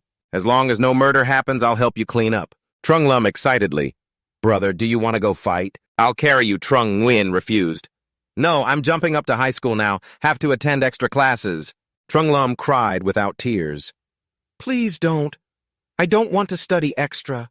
At this time, Trung Nguyen was patrolling, and every girl passing by turned their face shyly blushing as they praised, "Wow, is the new disciplinary committee member here. The serious patrolling look is really handsome." Trung Nguyen guessed through his super-sensory perception sure enough someone was sneaking behind him. Should I find a private place to straighten this out? Trung Nguyen goes ahead, the trackers follow behind. Trung Nguyen hears footsteps, turns his head, and says, "Behind the tree, 25 meters away at 3 o'clock. Don't hide anymore, come out." Loi Ba and 2 others come out so they actually found us. The trackers have some skill. Koi Dao kneels on the ground barking, "I can consider sparing your whole person." Trung Nguyen's face is full of murderous intent. Is this the school style of Thanon Academy? I knew I came to the right place. Loi Ba steps forward facing Trung Nguyen, sneering, "Yeah, kid, you're pretty sharp." Trung Nguyen steps forward and repeats Loi Ba's previous words. "What do you mean?" "I mean, if you strip and kneel barking, I'll spare you." Loi Ba rushes forward with a fist. "You're looking for death, Sonic Tyrant." Trung Nguyen calmly dodges, boldly dispelling all mental control, smiling. "Why open your mouth so wide?" Trung Nguyen knocks Loi Ba away with one hand, angrily strikes back. "It's too late to ask for mercy now. One punch isn't enough." Trung Nguyen flies up and down, striking Loi Ba repeatedly. With nothing else to hit, even kicking is better than kicking dogs. Loi Ba lies unconscious on the ground, face swollen. Those with Loi Ba can't believe it impossible. Except for the few elders in the school, no one can break the move where the Sonic Tyrant controls the opponent first before striking to kill a signature of the boss. What is this Trung Nguyen's background, after all? Trung Nguyen speaks up, reminding, "Aren't you going to take him to the medical room?" The 2 hurriedly carry Loi Ba and run off recklessly. The 2 carrying Loi Ba curse inwardly, demon hitting someone like a dead dog over a word truly ruthless. But they don't know Trung Lam is behind the big tree witnessing everything. Trung Lam steps out, pointing at the 3, then stops and takes out his phone. "If you don't take him, here's this." Trung Lam's feet lightly but heavily crack the ground beneath. One of them hastily offers the phone. "Miss Hero, spare my life, I'll listen to you." Trung Lam holds the phone, smiling. "Now you strike a pose. You become a dead dog, butt up, head down, hands surrendering." The other hesitates. "Miss Hero, isn't that a bit too much?" Trung Lam smiles kindly. "It's very good." Trung Lam unlocks the phone with his fingerprint. Loi Ba's screen appears fingerprint successful. Trung Lam takes pictures of Loi Ba's pose with the phone, happily presses post, and laughs joyfully. "Gotta post this pose on social media?" Trung Lam asks the other 2. "Did you see the post just now? Share it." The 2 stand with heads bowed. "Miss Hero, spare me so Loi Ba knows I'll die." Trung Lam puts hands on hips, scheming. "Tell all your other accounts to do the same." Could he really kill them all? Trung Lam's eyes turn dangerous. "I already captured the whole process of that pose earlier. If you don't obey, I'll send it to him." After saying this, Trung Lam happily skips away. The remaining 2 scream in fright. What kind of demon is this Trung Nguyen? This guy is the real ruthless one. Meanwhile, Loi Ba lies in the hospital bed with his head bandaged, crying painfully but still tattling to the chairman. "That kid is too brutal. He hit me, and even took ugly pictures of me to post on social media." Fung Kin sits opposite, scrolling through Loi Ba's pictures and casually liking them. Not only that, he smiles happily inside. If I told you how brutal he is, it wouldn't be interesting. Fung Kin speaks up. "Tell me how that kid beat you." Loi Ba recounts, "I used the Sonic Tyrant first as usual. Who knew he wasn't affected at all, just directly knocked me away." Fung Kin thinks, Sonic Tyrant is ineffective. Looks like he successfully absorbed the courage from the Kutin Demon Halo. Fung Kin asks, "Then what? Did he use weapons?" "No." Fung Kin is surprised. Why not use weapons? Wondering inside, so did he absorb the furious strike or not? Can't tell. Loi Ba cries, wiping his tears with a handkerchief. "If he used weapons, my life would be over." Fung Kin puts his hands in his pockets and walks away. All right, as long as you're not dead. I'm heading off now. But Loiba isn't done. Now I've been made into a joke online by him. How am I supposed to live at school later? Fung Kin replies, no one cares about trivial stuff like you. A few months home and you'll be fine. Loiba raises his hand. Fung King slammed the door shut coldly. Thanon couldn't control the brain damage elsewhere. What is this, the rank 68 badge on Fung Kin's youth leaderboard? The explanation is this: the official ranking board for the combat strength of the skill users. Only young men under 28 are included on the board. Trung Nguyen looked at the information on Fung Kin's phone, ranked 68th in Huyen Mich. Fung Kin whispered to Trung Nguyen, this title was something Mr. Fong and I racked our brains to come up with for you. Doesn't it sound earth-shattering and supernatural? Trung Nguyen thought it was ridiculous. He'd rather call it Trung too. Fung King wasn't happy inside. Homophone madness deduct points. Trung Nguyen asked, what's the point of being on this board? Fung King smiled. It can be used to show off as the part-time war god Manhwa, smirking. The 4-year limit has arrived. Welcome Huyen Mich back. The staff card has been thrown away. The Chi Corporation doesn't have it, and that's fine. Trung Nguyen didn't really care. If there's nothing else, I'll get back to my work. Fung King hurriedly said, wait, I still have weapons for you. Fung Kin opened the weapon box, the Kukdao series made by the Supervision Bureau. It's an improved version of the test model. Try it out. Trung Nguyen bluntly, leave the weapons, you can go now. Fung King panicked. Hey, don't be so cold. Come down to the training room. Right now, I really want you to beat me up. Trung Nguyen held the weapons silently. In the end, Fung Kin's face was swollen. His body was beaten to a pulp pitifully, but he still smiled. Success. He really did successfully absorb the furious impact. Trung Nguyen's face didn't change. Coldly reminded the city's psychiatric hospital is very good. I suggest you give it a try. Fung Kin still smiled. Finally, our Nguyen knows how to use cold weapons. Dad's proud of you. Trung Nguyen kicked Fung Kin away. Get lost. Trung Nguyen grabbed the sword belt in the box and evaluated. This Fung Kin guy looks crazy but works carefully. Even the sword bag is prepared. Trung Nguyen put the sword belt on. Coincidentally, there's a flying disc here to train reaction skills. Now try throwing knives. Trung Nguyen began to warm up. Default speed is 120 km/h. Warm up in 3 random directions, spaced 10 seconds apart, total 4 rounds. Press start. Trung Nguyen looked at the flying disc ahead. Please be ready. Make sure the distance from this machine is at least 20 meters. The first shot will start after 3 beeps. Flying discs were launched one after another. Trung Nguyen trained seriously. He threw darts hitting the flying discs, triggering notifications. The game announced again, please be ready. The next round will start. But flying discs kept being shot out continuously. Please be ready. The next shot will begin. Please be ready. The final shot will begin. Trung Nguyen kept hitting targets. Congratulations. You have completed the first training. Your training score is 100 points. Trung Nguyen pulled the throwing knife up from the ground, satisfied. No wonder it's the Kukdao series throwing knives made by the Supervision Bureau. The feeling is really satisfying. The game announced again, congratulations on unlocking the next training phase. Trung Nguyen was surprised. Hey, this can even be like a challenge game. Gradually increasing difficulty isn't bad. I could play this every day later. The sky is clear, the afternoon sunlight warm in the room. You can hear the breathing from throwing flying discs for several days. Finally, the last level is open. Trung Nguyen looked at the flying discs being thrown repeatedly.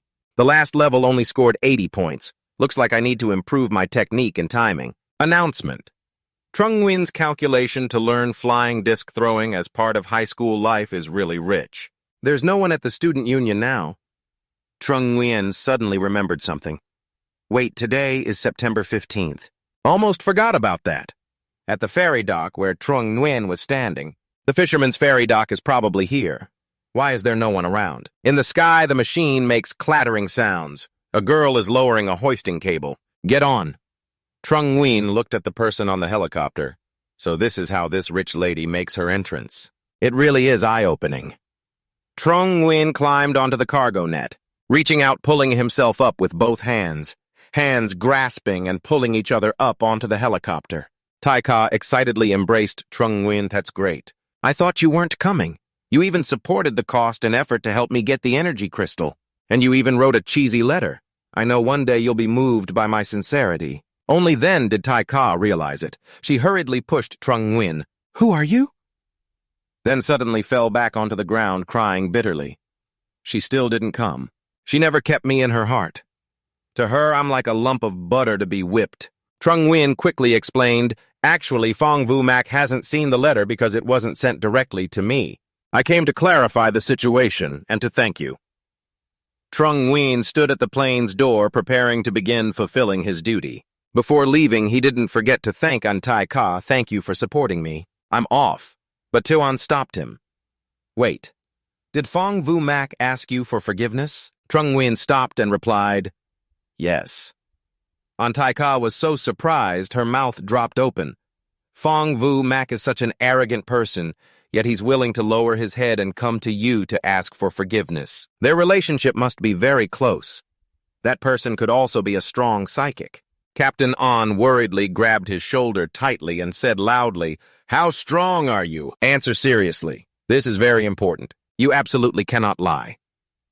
Trung Nguyen looked confused but reflexively answered, basically I won't die. Tai Ka laughed heartily with satisfaction.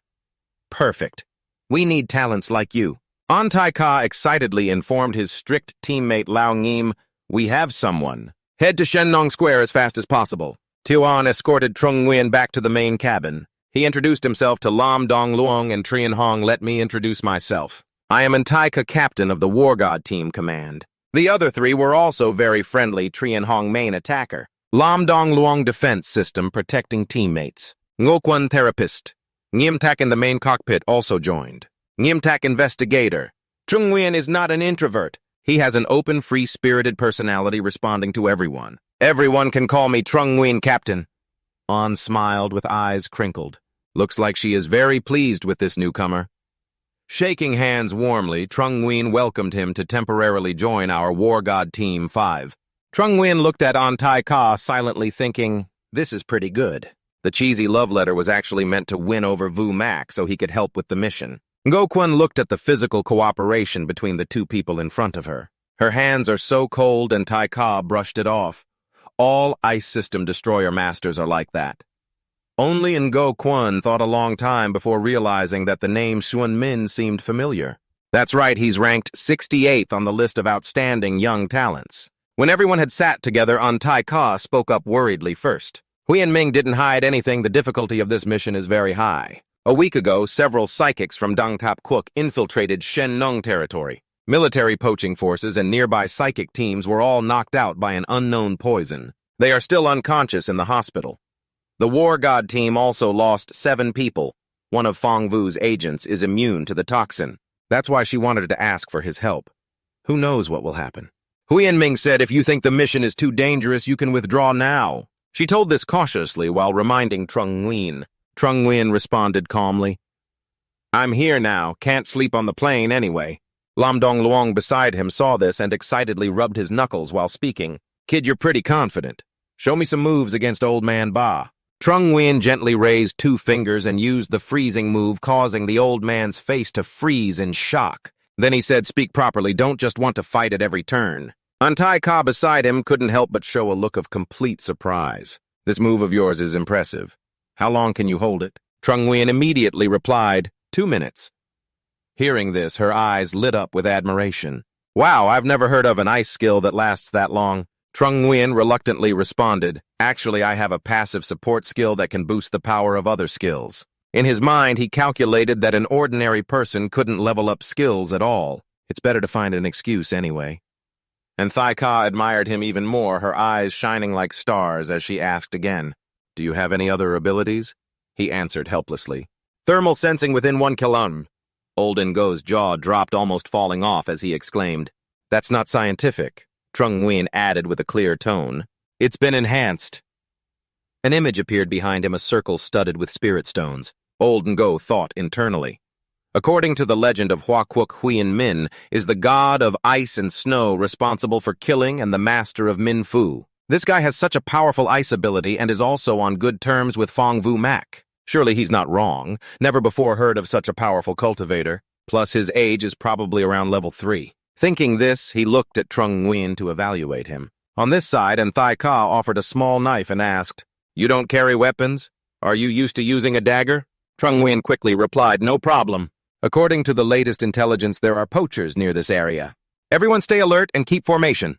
They had now descended into a deserted forest. They reminded each other when suddenly Trung Nguyen raised his hand and announced, "Wait at 2 o'clock direction 900 ms away, there's a living creature."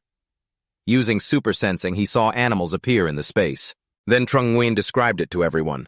There's a group of animals, probably about 9 wolves, seemingly attracted by something. An Thai Ka responded, "They purposely let wolves into the boundary to feed the mutants. The stationed team periodically releases food for them. Even if the stationed team is wiped out, the wolves can still find food." "This is not normal," Trung Nguyen said immediately. Let's go check it out."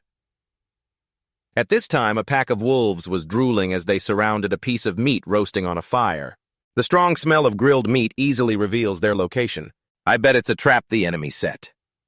The team hid behind another bush, discussing. Trung Nguyen suggested, "I'll use myself as bait to lure them out." And Thai Ka worriedly replied, "Wait, that area might be poisonous?" He reassured, "I'm not afraid of poison." Captain An was once again shocked by Trung Nguyen's ability and exclaimed, "The real poison, and you can absorb it with such a low absorption rate." He calmly replied, "Yeah, one." Hearing this, and Thai Ka felt her heart cool down. She looked at him with an indifferent expression and asked, "What kind of genius demon are you anyway?" Then Trung Nguyen jumped back into the main topic. "I'll go first. I'll blend into the environment within 5 minutes to become almost invisible," saying that Trung Nguyen activated super camouflage. And Thai Ka seriously instructed, "You go ahead. We'll stay behind and can support you anytime." Trung Nguyen asked, "If I encounter enemies, kill or capture?" She firmly replied, "Kill them regardless of their crime." The wolves saw another piece of bait appear, then turned to stare and howled loudly, faces raised to the sky. Trung Nguyen's hand jumped toward the wolves. He calculated internally, stabbing the wolf to alert the others with a howl without attacking. "Looks like the enemies are nearby." Then Trung Nguyen began to use super sensing again. He saw 2 figures rushing over about 1 kilometer away. Someone was approaching slowly from the left and right. "Let's handle them first." After calculating, he drew his knife, created a strong spiritual force, and jumped toward the wolves. The stopwatch time was 0 hours, 0 minutes, 01 second. Trung Nguyen charged over and cut off the head of a wolf with 1 slash. Tick-tock. Then, with a careless expression, he sheathed his sword and said, "Below the ground, the wolves are either dead or crawling injured." The timer on the stopwatch shows 0 hours, 0 minutes, 25 seconds. At this moment, the announcement continues. Detecting scorpion venom absorption, Trung Nguyen quickly turned around, a smile twitching at the corner of his mouth, thinking to himself, "It's here." Trung Nguyen stood among the pile of wolf corpses, emitting a dense, toxic aura. The system announced scorpion venom detected. Absorbing. Trung Nguyen immediately absorbed the toxic gases. The system then announced all your abilities have increased by 108%. After absorbing, Trung Nguyen said coldly with dissatisfaction, "The poison is as weak as a chick is, this even worth it." The teammates outside were watching and discussing among themselves. An Thai Ka asked what he was saying. The person opposite quickly replied, "Seems like he's complaining the poison isn't strong enough." Hearing that, she hurriedly responded, "Poison means the enemies have arrived. Send reinforcements quickly." But when they looked back at Trung Nguyen, the faces of the 2 people suddenly went blank. A gleam flashed in his eyes as he swung his hand, cutting through the air with sharp energy waves. 2 enemies were running toward him, each with a knife plunged into their forehead, blood splattering everywhere. They fell flat on their backs. Afterwards, he approached the 2 and sarcastically said, "That's all." "That's too weak." An Thai Ka rolled her eyes and asked her teammates, "Did you see him make a move?" One person sighed and said, "Don't say any more." Another had tears streaming down and said, "The enemies have super camouflage. I didn't even see where they were." See, Trung Nguyen was checking the body as he withdrew his throwing knives, saying, "No danger for now." An Thai Ka noticed the throwing knife stained with blood in his hand, and her face turned pale as she thought, "This throwing knife is clearly made by the Supervision Bureau. The number engraved shows it's a prototype. I've never seen throwing knives like this on the purchase list. Could it be a special commissioned item?" Huyen Min's identity is definitely not ordinary. Then her whole body stiffened. She raised her hand to her mouth and forced a smile as she asked, Min, are you okay? Is there anywhere uncomfortable? Don't push yourself. No, it's better if you're fine, she thought to herself. After killing someone and staying so calm, she shouldn't ask so many questions. Trung Nguyen looked at her with a questioning expression. Lum Dong Lung also came out grinning and praising. Well done. The throwing knives are amazing. A teammate next to him gave a thumbs up and continued, throwing knives with both hands and even threw in 2 different directions at once. It takes years of practice to do that. Trung Nguyen calmly replied with his eyes closed. It's okay, I throw frisbees every day. That teammate was stunned, mouth agape. Frisbees are supposed to be training devices for illusion skills that were discontinued because they were too difficult, right? Then he awkwardly asked, could you teach me a bit? How do you set up the frisbee properly? Trung Nguyen honestly answered the default level mode, just clear levels one by one. He asked again, oh, what ability do you use to fight? I couldn't get past the first round using any abilities. Trung Nguyen then asked innocently, you just throw the frisbee. Do you need abilities for that? This directly made the teammate sit down dazed, drawing circles on the ground with his hand and gloomily saying, I'm trash, I'm trash, I'm trash. Over here? An Tai Ka asked Trung Nguyen Min. Could you tell what types of abilities they used earlier? He quickly listed them. One was controlling the wolves, one was scorpion venom and the super camouflage, so probably those 3 types. She was shocked and grabbed Trung Nguyen's hand, asking, are you sure about the scorpion venom? He was a bit stunned, but quickly replied, sure, I have real abilities. If readers hear this confident answer, An Tai Ka seriously placed her hand on her chest and said, Huyen Ming, on behalf of the entire Divine Farmer Guard Corps, I thank you. They were still in the IQ room because the composition of the poison hadn't been analyzed yet. She then moved aside and said, wait, I'll call and report the situation first. At this moment, Trung Nguyen asked the other teammates, doesn't the healer's rejuvenation ability detoxify? Old Ngo explained rejuvenation isn't monung. If the poison lasts too long, it's hard to detoxify.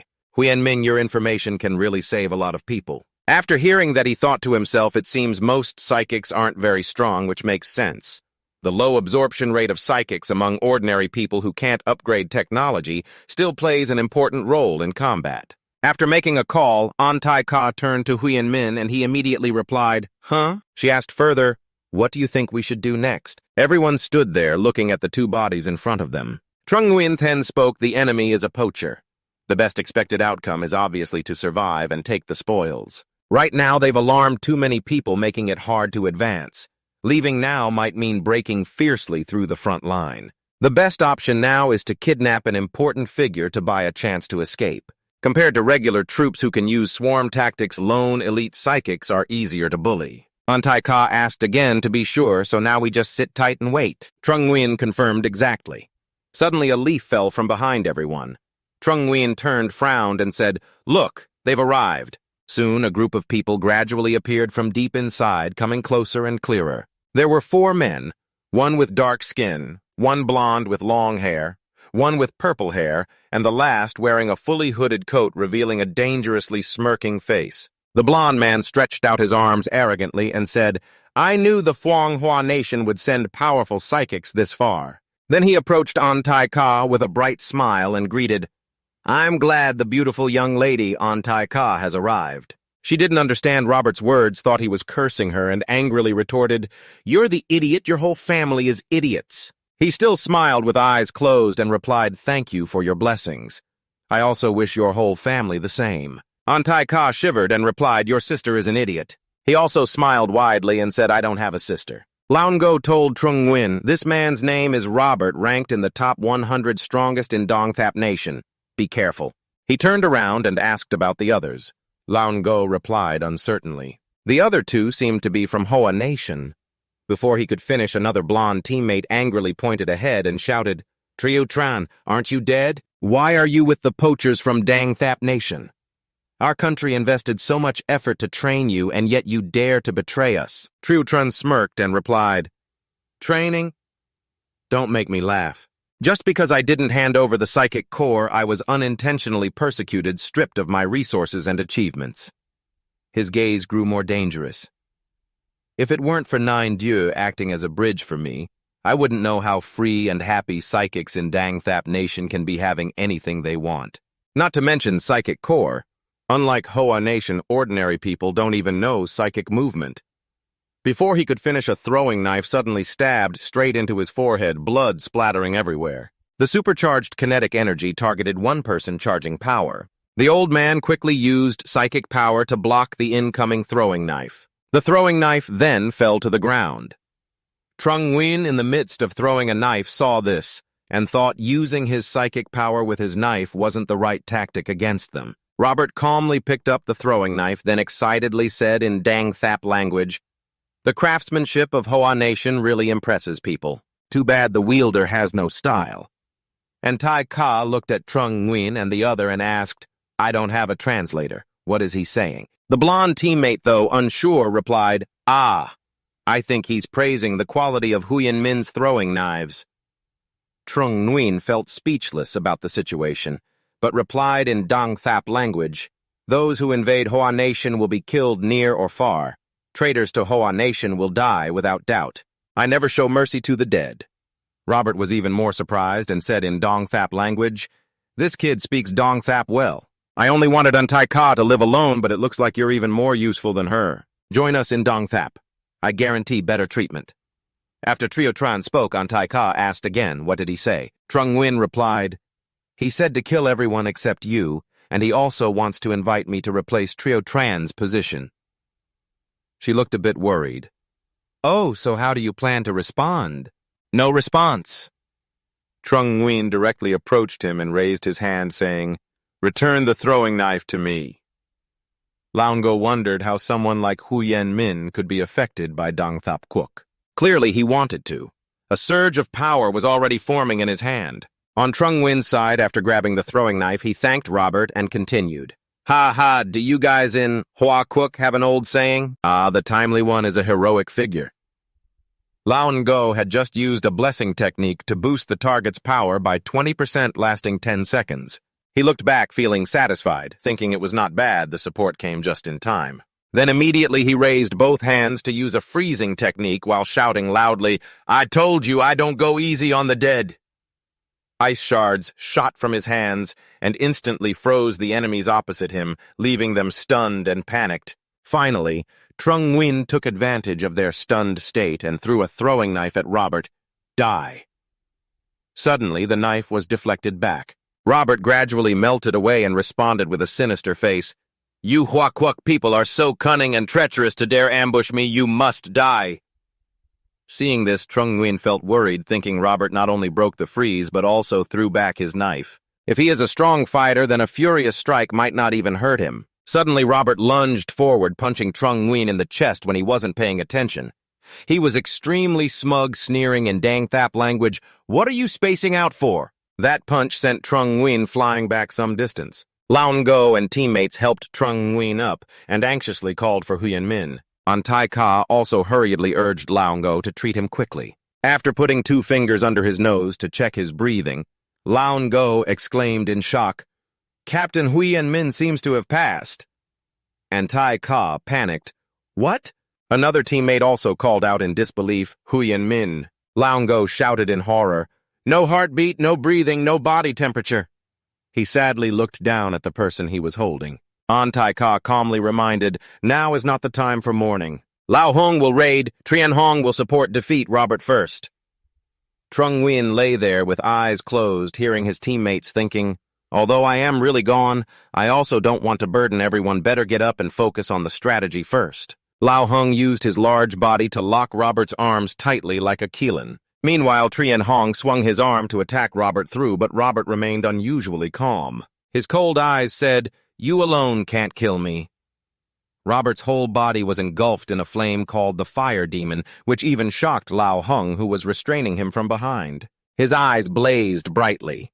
Robert then arrogantly smiled and said in Dong Thap language, "Watch and see my true power." The flames spread around, forcing Lao Hung to quickly release his grip and shout, "Too hot, hot!"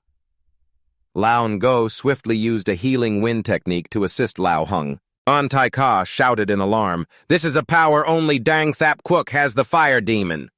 Intelligence was incorrect. Robert's specialty wasn't just hand-to-hand combat. Tryon Hung clenched his teeth angrily. What do we do now? My arrows are melting directly from the intense heat. And Tai Ka tried to calm everyone loudly, saying, if physical attacks don't work, then use mental attacks. Everyone get ready, I will expand. Then she began to use mental resonance, a wide-area mental attack within 500 meters. From her circular energy waves gradually expanded outward. Everyone tried to cover their ears. Even Robert wasn't immune to the effect. His whole flaming body dropped to his knees, holding his head and screaming, huh! Urgent shouts sounded, hurry! At this moment, Robert was still in pain, clutching his head, gritting his teeth, and saying in Dong Thap, do we really have to use that move? It seems I can't die as a human after all. Only fire can burn my body. In Dong Thap, for the glory of Dong Thap Quok, he began to use the fire demon's second stage transformation. Then he gritted his teeth and stood up. His whole body burned stronger than before. That flame was so strong that it spread densely all around. Everyone from Captain Thanon's team raised their hands to shield their faces and resist. Tai Ka said irritably, damn it, I don't understand a word he's saying. Lao Hung added, when we get back, I'm definitely going to learn a foreign language. Tryon Hong replied, losing hope. If the three of us survive and make it back, that'll be enough comedy. At that moment, Trung Nguyen sat up and said, you guys are no match for him. Everyone must retreat without turning back. As he raised one finger, the flames began to die down. Tai Ka was so surprised he was speechless. Huyen Min Trung Nguyen calmly responded, didn't I already tell you I can't die? Lao Ngo found it even harder to believe. Clearly you died and came back to life. You're immortal now. Trung Nguyen stepped onto the fire and approached Robert, then spoke to him in Dang Tap language. Robert, the Dang Tap Nation always supports freedom and justice. Let's duel one-on-one.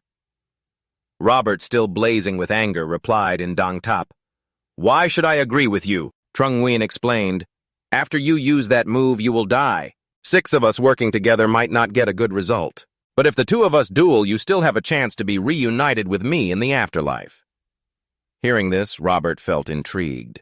He smiled and replied, haha, I accept your challenge. The great spirit of Dang Tap shall live forever. Tai Ka worriedly tried to stop Trung Nguyen, saying, Huyen Min, don't do it. You'll die. The beggar replied, hurry up. Don't hold us back. After this, everyone didn't hesitate and followed his lead. They hurried away. The blonde teammate quickly picked up Tai Ka on his shoulder and shouted loudly, Captain, don't act on feelings. She still worriedly reached out. We can't abandon our teammates. Hu Lao Ngo reassured her. If he lets us go, it means our presence there would affect his performance. We should trust him now. Seeing a small man facing a demon-like figure, everyone silently clenched their teeth, thinking, Huyen Min, you must survive. At this moment, only Trung Nguyen and Robert stood facing each other. Robert spoke first. I really admire your courage. You didn't have to die. Trung Nguyen politely replied, thank you for the admiration, but our stances are different. Besides, the one who dies isn't necessarily me. Confidently, he unleashed his blood ice strike. Sharp, dense shards of ice flew out all around. System notification. Your supersensory ability has been upgraded. You have obtained a new ability, Thermal Pressure Level 4, effective against Kabi. Your freezing ability has been upgraded. You have gained a new ability, Eternal Ice Abyss Level, effective against unbeatable levels. Your regeneration ability has been upgraded. You have obtained a new ability, Immortal Body Level, which can be further upgraded. Your rage ability has been activated and upgraded. You have obtained a new ability, Grandmaster Duel Level, which can be upgraded further. You were born to kill, proficient with any kind of weapon. You can take an enemy's life with every move. Trung Nguyen's face was intensely focused on his opponent. The sharp ice shards seemed to be waiting for his command to launch. Robert was still blazing fiercely at this moment. He said with amusement, Is this your true power? Very well. Show me your move. Suddenly he shouted, both startled and confused by the scene before him. Robert was now completely frozen solid. The flames on his body had somehow gone out without him noticing. Meanwhile, Trung Nguyen calmly said, I already made my move. Immediately, Robert's fire giant form vanished. At the same time, he was trapped inside a bubble of air. He gritted his teeth, thinking, "What's going on? Has my transformation been dispelled? I can't say anything. And why is there an invisible air barrier blocking my vision?" Trung Nguyen seemed to know what he was wondering and calmly explained, "My move is called thermal pressure. Its power draws heat from the air.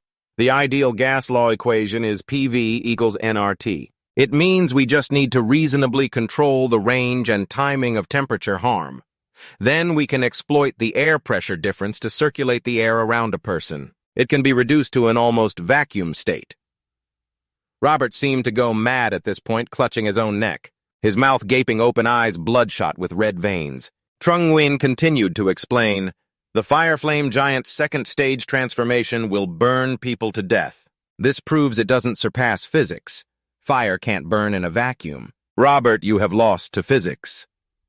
At this, he coughed up blood and fell onto the sharp ice blocks at his feet. Robert was now dying on the ground, trying to speak with a tone of sorrow. "Joanna, sorry, Father, I can't." Then beautiful, gentle flames appeared. A golden pill appeared within the flames. Trung Nguyen stood there silently. After the flames died down, he stepped closer to the pill, thinking the effect of blood rage ends, entering the weakening phase. This time, no direct coma because it didn't consume much mental power. Then Trung Nguyen reached down, picked up the pill, and held it in his hand. He glanced as the system notified him of detecting the absorption of Void Star Mutant. This Void Star Mutant has the following abilities. Level 3. Super Strength cannot be upgraded. Iron Skin Level 2 cannot be upgraded. Fire Flame Giant at Level 1 Seal cannot be upgraded. Hearing this, Trung Nguyen analyzed internally. Indeed, humans also produce Void Stars. It just seems unlike alien species where it's exposed directly but hidden inside the body. The Void Energy documents deliberately hide it to prevent internal Void Energy conflict. The War God team might not even know this secret. Carrying it or handing it over to the nation will surely cause trouble. The abilities of Void Star mutants have ranks but cannot be upgraded. Absorption can directly lock the rank, preventing upgrading. More loss than gain. After a while, a new mound of earth was built on the stone in front of Trung Nguyen. He calculated, well, just dig a hole and bury it. Pretend we never saw it.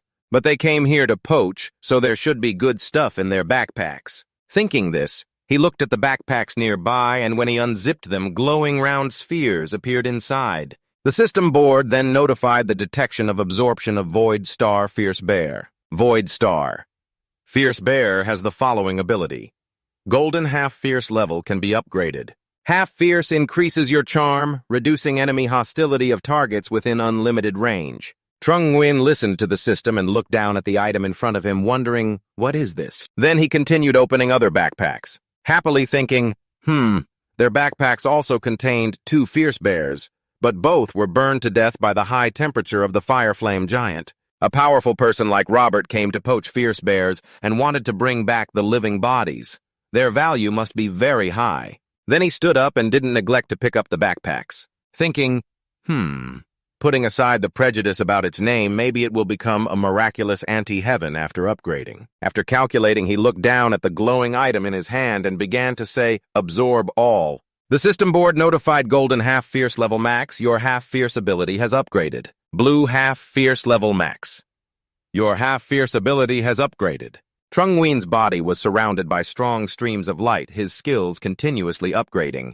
Then the system continued to notify you have gained a new ability. Super Half Fierce Level 2, which can be upgraded.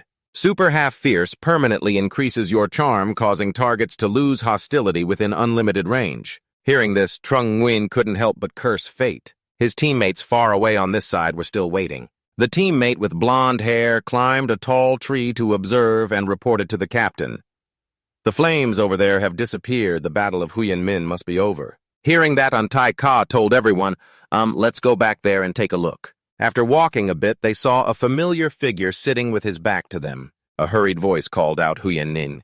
I knew you were definitely still alive. Antai Ka was so happy she almost cried, spreading her arms and rushing toward Trung Nguyen. But suddenly she tripped on a small stone and fell flat on her face, crying out in pain. Ouch! Trung Nguyen felt speechless about this sister and expressionless asked back, The mission is over. Can you quickly take me back to school? The blonde teammate exclaimed in surprise. You're still going to school? Trung Nguyen stood up among the leaves blown by the wind, creating a beautiful scene, and confidently replied, "That's right, my little sister is still waiting for me to go eat at the cafeteria, and if I don't come back, she'll be angry." Soon after, the helicopter quickly flew over rugged mountains, heading toward the familiar city. On the phone screen, messages kept popping up. "Hey, why can't I reach you? Did you forget to charge your phone? Why haven't you come to the cafeteria for breakfast yet? Did something happen? I told Fung Kin to take me to the south dormitory to find you." After reading the messages, Trung Nguyen helplessly thought, "When I get back, I should coordinate with Fung Kin first and then explain to Lam Lam.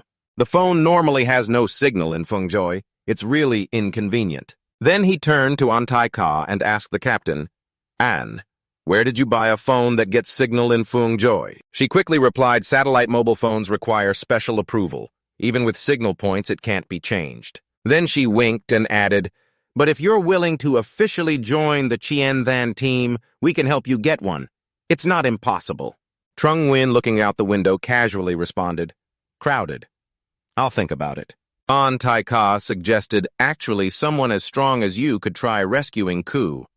The 9.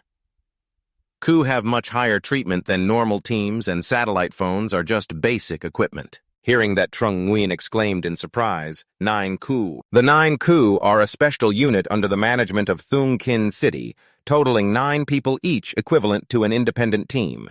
They usually operate alone, specializing in high-difficulty missions that regular teams can't handle. After explaining, An Tai-ka looked at him with experienced affection and asked, "So what do you think? Huyen Ming, are you interested?"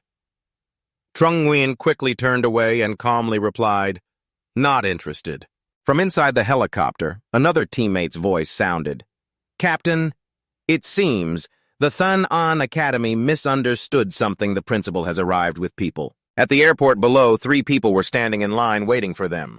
In the middle was an old man with gray hair, Principal Tran Van Sung. The middle-aged man beside him was the Academic Affairs Director Ko Nam, and the last person was Thung Kwan Yi. When the helicopter landed and An Tai-ka and her teammates got off, the principal eagerly raised both hands to warmly greet Captain An. "Welcome to Thanon Academy.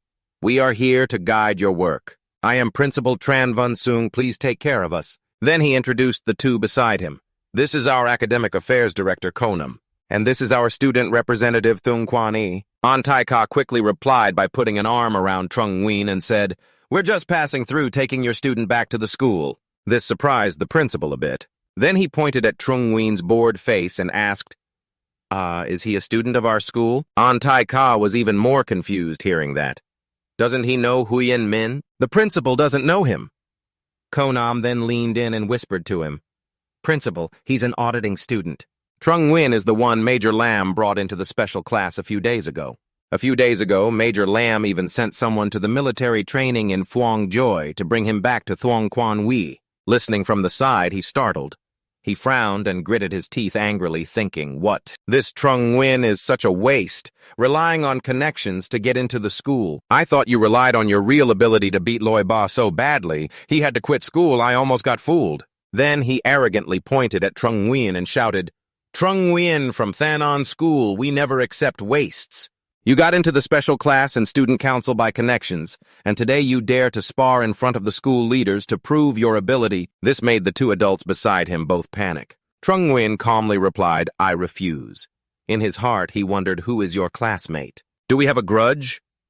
Then he casually brushed past him and said, "Leaders, please continue your conversation. I won't disturb anymore." In his mind, he thought, if this drags on any longer, I won't have time to eat lunch with Lam Lam. Thung Quan Wai saw his expression and angrily shouted, "Stop right there." He firmly grabbed Trung Nguyen's arm and said aggressively, "If you don't fight me today, you won't be going anywhere." An Tai-ka found this fearless person interesting. Daring to clash with Huyen Min is truly inviting disaster. Before he could finish thinking, Trung Nguyen was thrown down hard onto the ground. She turned pale and exclaimed, "Hey, hitting people." Then Thuong Quan Ai pointed down and criticized, "Isn't that right? This guy is so weak, even worse than an ordinary person." Everyone quickly gathered around the unconscious Trung Nguyen. An Tai-ka worriedly held his head and called out, "Huyen Min, wake up! Why are your eyes all white?" Thuong Quan Wai stubbornly pointed at him and said clearly, "I didn't hit hard. This guy is definitely faking it." Lao Go began using Qifeng therapy to treat Trung Nguyen. Fresh green energy swirled towards the lying Trung Nguyen. After a while, he sat up, blinking, and said, "I'm fine, just lying down a bit, and I can get up on my own." In his heart, he thought, my regeneration ability during weakness is a bit weak, but at least it still works. Antai Ka then stood up angrily and pointed straight at Thuong Quan Wai, saying, "You apologize." He hurriedly retorted, "Why should I apologize?" Antai Ka quickly cut him off. "We risk life and death for our country, shed blood and tears, and when we return, we don't even get a thank you. Instead, we get tossed over your shoulder. Tell me based on what?" Trung Nguyen helplessly explained from behind, "I neither shed blood nor tears." Antai Ka, still furious, turned and pointed at Trung Nguyen, shouting, "Shut up." This made him panic and break into a cold sweat. The principal then stepped forward, bowed his head, and hurriedly apologized. "This is our school's fault for not doing well, causing the team leader to." An laughed and said Little Yi quickly apologized to him.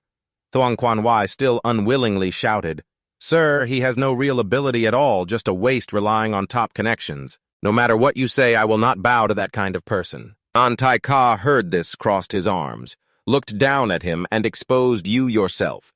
Rely on connections and still have the face to criticize others. I will report today's matter to the military district commander, hoping your school will prepare well to rectify school discipline. Then she turned and gently patted Trung Nguyen's back, saying, "Huyen Min, I'll take you back to the dorm."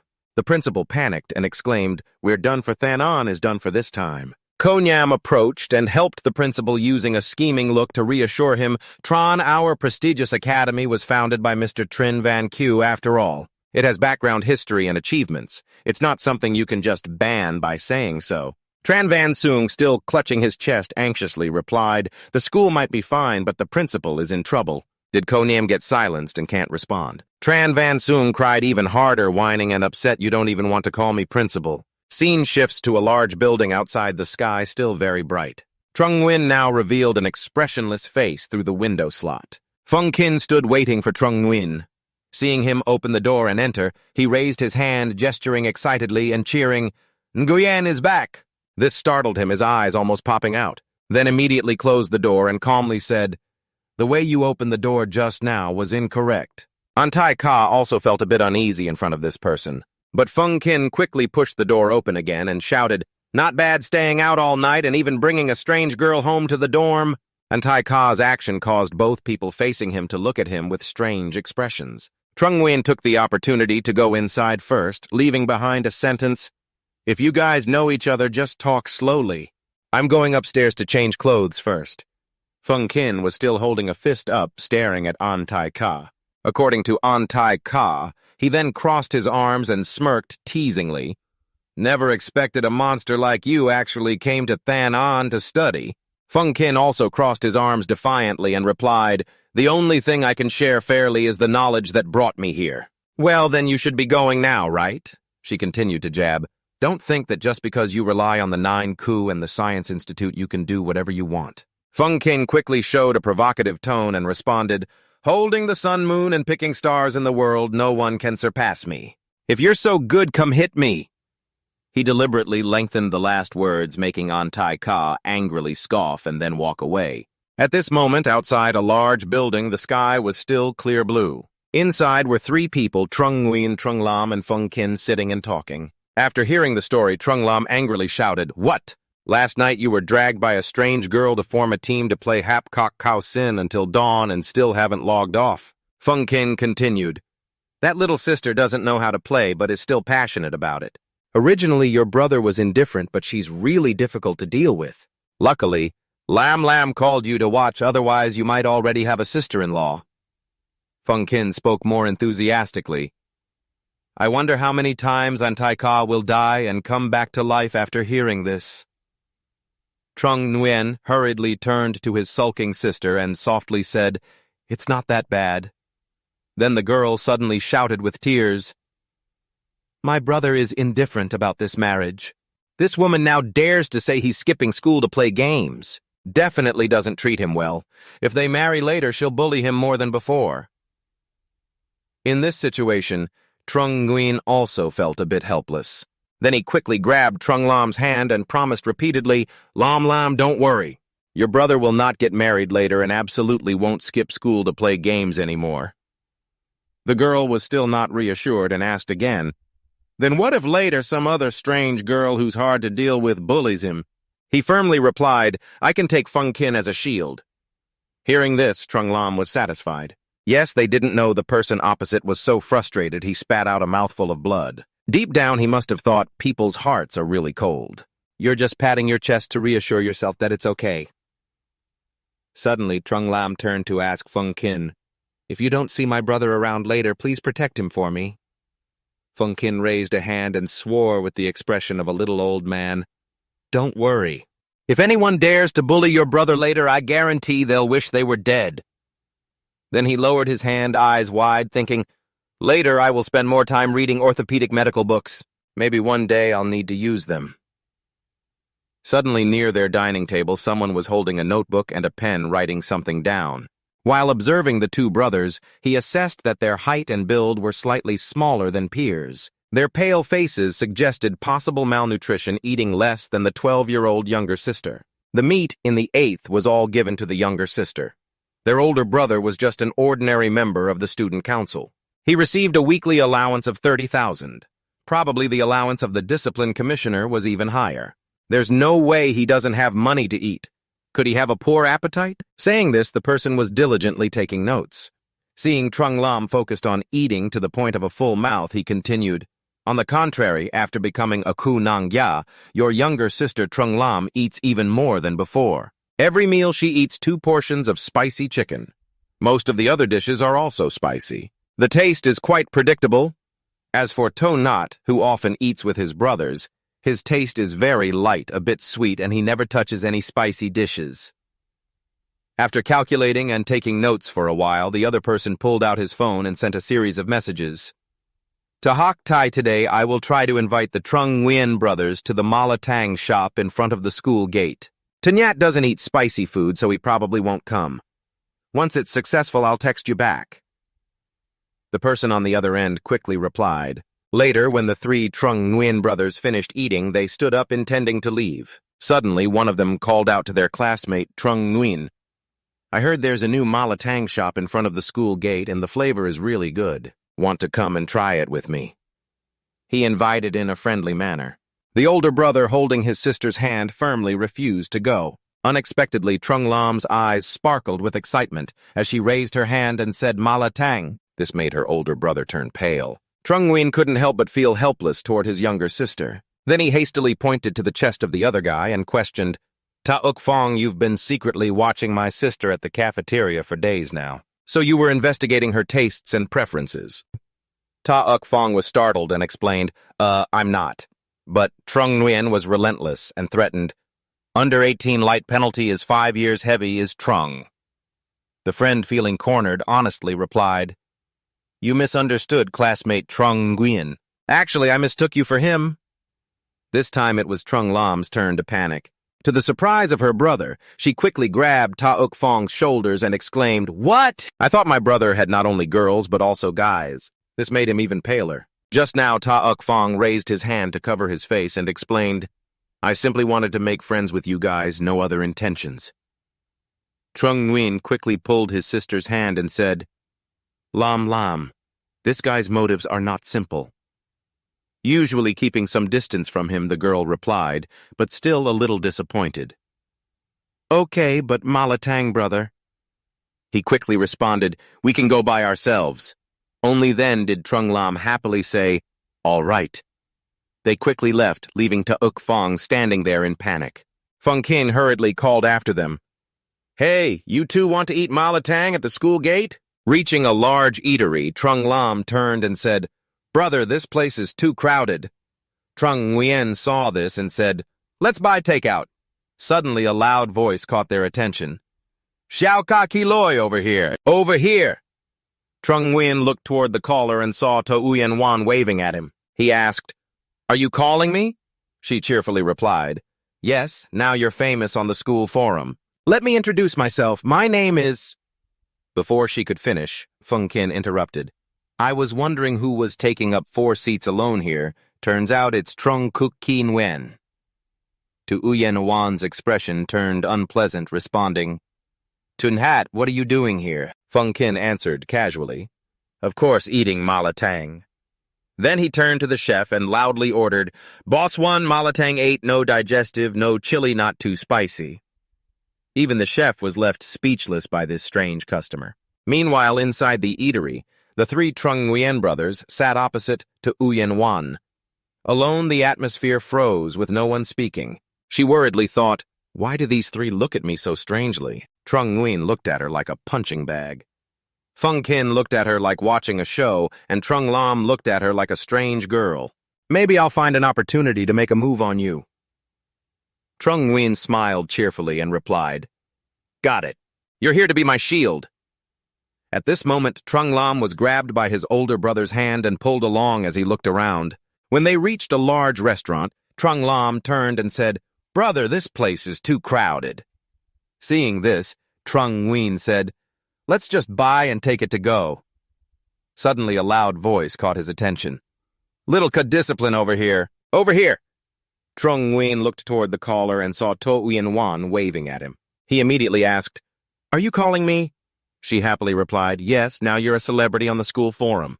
Let me introduce myself. My name is—" Before she could finish, Fung Kin interrupted. "I was wondering who took up 4 seats alone in this restaurant. Turns out it's Trung Ku Ki Nguyen." To Uyen Wan's expression became annoyed as she responded, "Tunyat, what are you doing here?" Fung Kin said casually, "Of course, eating malatang." Then he loudly ordered the chef, "Boss 1-8, malatang, no vinegar, no chili, not too spicy." Even the chef was speechless at this strange customer. At this moment in the restaurant, the three Trung Nguyen brothers sat across from To Uyen Wan. Alone, the atmosphere froze, and no one spoke. She worried privately, "Why do I feel like the gaze of these 3 guys is a bit strange when they look at me?" Trung Nguyen looked at her like a punching bag. Fung Kin watched her like a theater audience, and Trung Lam looked at her like a stranger girl. Trung Lam spoke first. "Your name is Trung Kuk Ki Nguyen. That's a strange name." To Uyen Wan quickly denied. "Ah, my name is To Uyen Wan? Don't listen to that nickname. Tunyat made up." She then hurriedly leaned toward Fung Kin to tease. "Fung Kin Trung Kuk Ki Nguyen gave you a weird nickname." Fung Kin wasn't angry. He even raised his hand toward To Uyen Wan and flexed. "Trung Kuk Ki Nguyen has the strongest support skill, increases human limits by 448%, lasting 3 minutes. He is the only person with Trung Kuk Ki Nguyen in Hua Quoc, and his followers can circle the school 30 times around To Uyen Wan." He seemed to radiate a glow with each praise. Trung Lam, hearing this, wouldn't be outdone and replied, "Wait until I grow up, my followers can circle the earth 30 times. Trung Nguyen affectionately ruffled his sister's hair and said, "The earth is too small, circle the Milky Way 30 times. Fung Kin then leaned close to his ear and said, "She probably isn't here to cause trouble for you." Trung Nguyen replied, annoyed, "But she looks really troublesome." Fung Kin reminded him, "Good or bad, she's the school beauty, show her some respect." Then Trung Nguyen straightforwardly asked To Uyen Wan, "If you deliberately tricked me to come to this malatang, just say what's going on." She was still thoughtful as she looked at him, then went straight to the point seriously. "Every year, the Academy selects special students from each class to participate in the University Kunangjia tournament. Last year, each school had 1 team of 6 people. This year, it changed to 2 teams of 4 people each." Trung Nguyen immediately asked, "What does this have to do with me?" To Uyen Wang replied confusedly, "The team captain of the school dropped out, plus with the changes this year, there are at least 3 vacancies. Aren't you going to take advantage of that?" Trung Nguyen decisively turned away and responded, "Not interested." To Uyen Wan looked at him in surprise, then Trung Nguyen turned back with a kind smile and explained, "We're classmates. Fighting among ourselves isn't good, especially since the polar extreme wish is really strong, right? With that ability, you could definitely win the championship." At this point, To Uyen Wan stood up, pointed at Fung Kin angrily, and shouted, "Isn't it because of the shady guy Tunut? He pulled out the strongest team." Fung Kin calmly replied, "It's just the difference between losing early and losing late." Trung Nguyen added, "Only the weak blame luck. The strong play the same against everyone. To Yen Wan was so rebutted by these two she was left speechless, then angrily blew off steam and left. I have nothing more to say to you. Trung Lam's eyes sparkled as he looked down at his food and said, Heh, since she's gone, that malatang is mine. Fung Kin asked in surprise. Her order was milk flavor and apple. Can you handle that? The girl replied calmly, I can just add 2 spoons of chili and pepper. Fung Kin could only helplessly exclaim, Demon. Then he turned to think and said, I thought Thung Quan Yi suddenly got smart and wanted to drive a wedge, but it turns out To Uyen Wan herself took the initiative to pull you in. Trung Nguyen calmly asked while picking up food, Do those two know each other? Fung King quickly answered, Me Tung Quan Yi and To Uyen Wang are the 3 main players of Thanon Academy. This year the rules changed. To Uyen Wang not only wanted to kick me off Team 5, but also wanted to recruit you right in front of me. She's really shameless. Meanwhile, Trung Lam, after squeezing almost the whole bottle of chili sauce onto his bowl of noodles, took a bite, his eyes watering quickly, sticking out his tongue and spitting.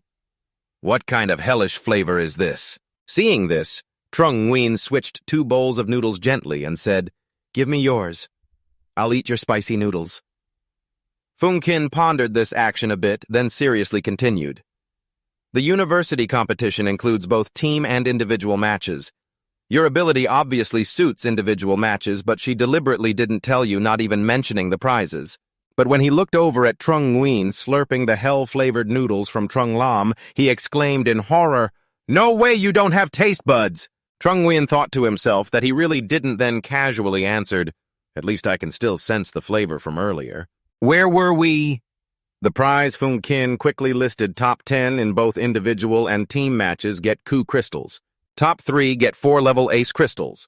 Top 4 to 8 get 2 level ace crystals. Top 9 and 10 get 4 red level crystals. Also, all top 10 have the chance to enter a realm of their choice for training. After graduation, they get priority to choose the exosuit team. Trung Lam slurped noodles noisily and exclaimed, Oh, this university competition is an exosuit contest. Why does Polar Extreme Wish want to recruit your brother, an ordinary person? Seeing this, Fung Kin pointed at Trung Nguyen and asked, You still haven't told your sister. He calmly responded, I'm preparing to find the right moment. If not now, then when? Hearing this, Trung Nguyen calmly turned to his sister and said, Lam, actually, I've already become an exosuit user. The girl was shocked and exclaimed, What? How many Ku crystals have you absorbed? Trung Nguyen cautiously replied, Quite a lot. Trung Lam then put down his chopsticks with a few drops of broth still on his hands and began crying terribly with tears pouring down like rain, looking very pitiful. Boo-hoo-hoo, my brother is about to die, won't live much longer. Fung King nervously asked, Why wouldn't he live long? Trung Lam wiped his tears and cried even harder. I absorbed 2 powers, it cost me 25 years of my lifespan. My older brother definitely has more. Even Trung Nguyen was horrified and exclaimed, What? Scene change. It is now nighttime outside a quiet wall. Inside are 3 people. Trung Nguyen had returned long ago. Trung Lam looked down at the Ku tin, then casually said, At first, Uncle Lum gave me a Ku tin Lim Chi Anfang, but it has 3 abilities and consumes 35 years of my lifespan. Trung Nguyen's expression was no better. He solemnly looked from the front over to his trembling, sad sister and felt pity. No wonder before I was reincarnated, her fighting style was so reckless it turns out she knew her lifespan was running out. Then he turned to ask Fung Kin, who was standing behind Fung Kin, Does absorbing Ku tin also consume lifespan? Fung King answered, As far as I know, only after a normal person successfully absorbs it can they know what abilities are in the Ku tin. During this process, lifespan does not change. I've only heard of cases like your sister's for the first time. Trung Nguyen cautiously asked again. So it does. Fung Kin, understanding what he meant, interrupted no. Whether it's Kunang to increase lifespan or technology, none exists currently. Even separating the ability cannot eliminate the impact caused by absorption. Then he started removing his black glasses using his purple pupils to scan the lifespan above Trung Lam's head, showing the number 68. Then he thought I didn't notice before, but looking closely now, my sister's lifespan really has been reduced by 25. The talent of Kunang Jia is inherited, So surely my older brother is the same. Then he began to scan Trung Nguyen's lifespan. The number above his head made Fung Kin both confused and alarmed. Is your current lifespan a result or a cause? Closing the box lid. Trung Nguyen warned his sister Lam Lam, from now on, you must never absorb Ku Tin and consume your lifespan again. Trung Lam quickly explained, but Uncle Lum had even higher hopes for her. Trung Nguyen reassured her, I will explain. For Lum Dong Lung, it's better to return this Ku Ting to Uncle. Then he hugged his sister tightly and said, Lam Lam, if you die, my life will become meaningless too. For my sake, please don't continue, okay? Trung Lam was also moved and exclaimed, brother. Then her tears couldn't be held back, and she sobbed without being a Ku. Nang. Ya. How could I protect my brother, protect the world we live in? There are so many powerful different clans, ordinary people don't have talent. Trung Nguyen gently asked Lam Lam, do you know what humanity's talent is? The girl stopped crying and curiously said, Trung Nguyen explained, it's increasing physical ability through training. A runner crossing the finish line first appeared. Using the strategy of the weak defeating the strong, an official is seen pointing and ordering his soldiers to use weapon manufacturing techniques. A soldier with a gun lies on the ground waiting for the enemy. Using medical skills to save people, doctors hurriedly push emergency patients inside. These are all human talents. Kunang is not the only thing that makes humans strong. At least the first person to defeat the different clans was not a Kunang Jia. While explaining, he took something from his hand that emitted a strong light, making the girl look on in amazement. It turned out to be a throwing knife which pierced straight into the wall. Trung Nguyen continued, see, just like this, through training you can also do things like this. Moreover, now you have two abilities. As long as you train hard, you might even become a top-level powerful warrior. As he spoke, Trung Nguyen reached out to gently stroke his sister's head to comfort her. Trung Lam, still with tears in her eyes, obediently replied, yes, I know I will try my best. Then he cautiously looked behind and asked Fung Kin, by the way, in cases like my sister's, would they be taken for dissection and research? He was still holding his black glasses and calmly replied, dissection. How could that be? Then putting the glasses on, he continued. The group in the Science Institute changes their research methods every day, and they haven't repeated the same thing for over 15 years. Don't ask how I know. Then he finally breathed a sigh of relief, extended his hand, and said to his sister, got it. Lam Lam handed him the phone to borrow briefly. She quickly handed it over. Lum Dong Lung on this end of the line picked up the phone quickly and said, Lam Lam, you rarely take the initiative to call. But when he heard the voice on the other end, he couldn't help but exclaim in alarm, Trung Nguyen. Trung Nguyen seriously said to him, Lam Lam's body has some issues, unable to absorb the Ku essence. Take this Lim Chian Fong Ku essence pill back with you. Lum Dong Lung didn't take it seriously and casually replied, if the body has problems, just treat it. Trung Nguyen responded, genetic issues can't be cured. Lum Dong Lung on the other end, somewhat annoyed, questioned Trung Nguyen. You're the one who agreed to let the girl become a Ku energy user, right? I've already arranged all the training courses for her. Done. Are you kidding me? Even you don't have the talent to be a Ku energy user instead of her. Trung Nguyen immediately replied, my talent is no less than Lam Lam's. Now I've become a Ku energy user too. Lum Dong Lung on the other end, hearing this, angrily shouted, are you lying to trick my resources? He calmly asked again. So how do you want me to prove it? He frowned and replied, from now on I will temporarily suspend all resources and privileges for your team at school. If you can still rank in the top 10 in the individual competition of the university tournament, then I will believe what you say. No more talk about the past. Later, the three of them were back under the dormitory. Trung Lam raised his hand to say goodbye to the brothers before going up. Trung Nguyen also waved back and reminded sleep early. See you tomorrow. Fung Kin turned to say to him, actually, you could let her move in with you in a separate dorm room.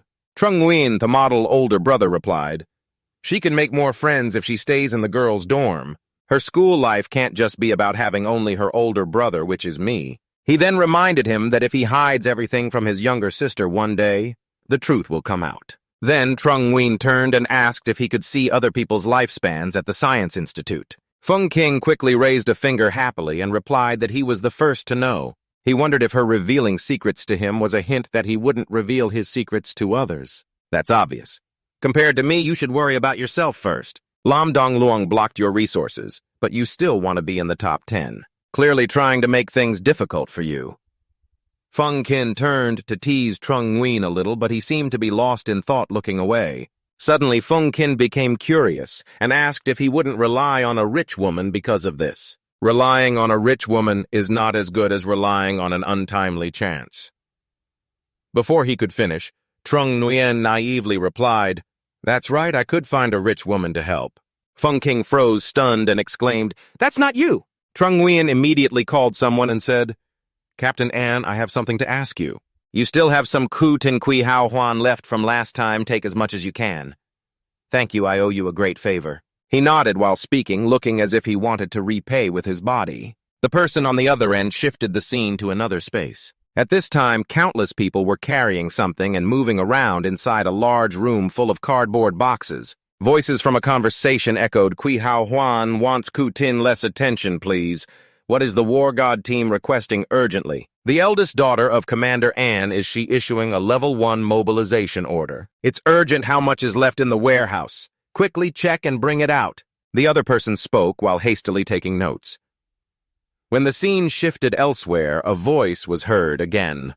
"Old Anne, your daughter has made achievements again." Inside a room, 2 men were sitting and talking to each other. The other man replied, "This time the girl can't claim credit." Obviously, the young man named Huyen Min contributed most of the effort. This time, more than half of the troops in the Hoa Trung military district were quietly poisoned, and some troops from Hoa Dong who went to support the rear situation might be a bit complicated. The speaker was An Quan Fong, commander of the Hoa Dong military district. The worst-case scenario is that Hoa Trung has an insider from Dang Thap Quoc. The man beside him was Lu Kien Lam, chief of staff of the Hoa Dong military district. He was looking at the documents in his hands, pondering, and said the battle report mentioned a man named Trio Tran next to Robert. This person seems to rely on the power of the 9 Dieu Ra Chet and seeks refuge in Dang Thap Quoc. An Quan Fong thoughtfully replied that the 9 Dieu is not like the 9 Ku organization, the strongest in Hoa Quoc, which is always in the open.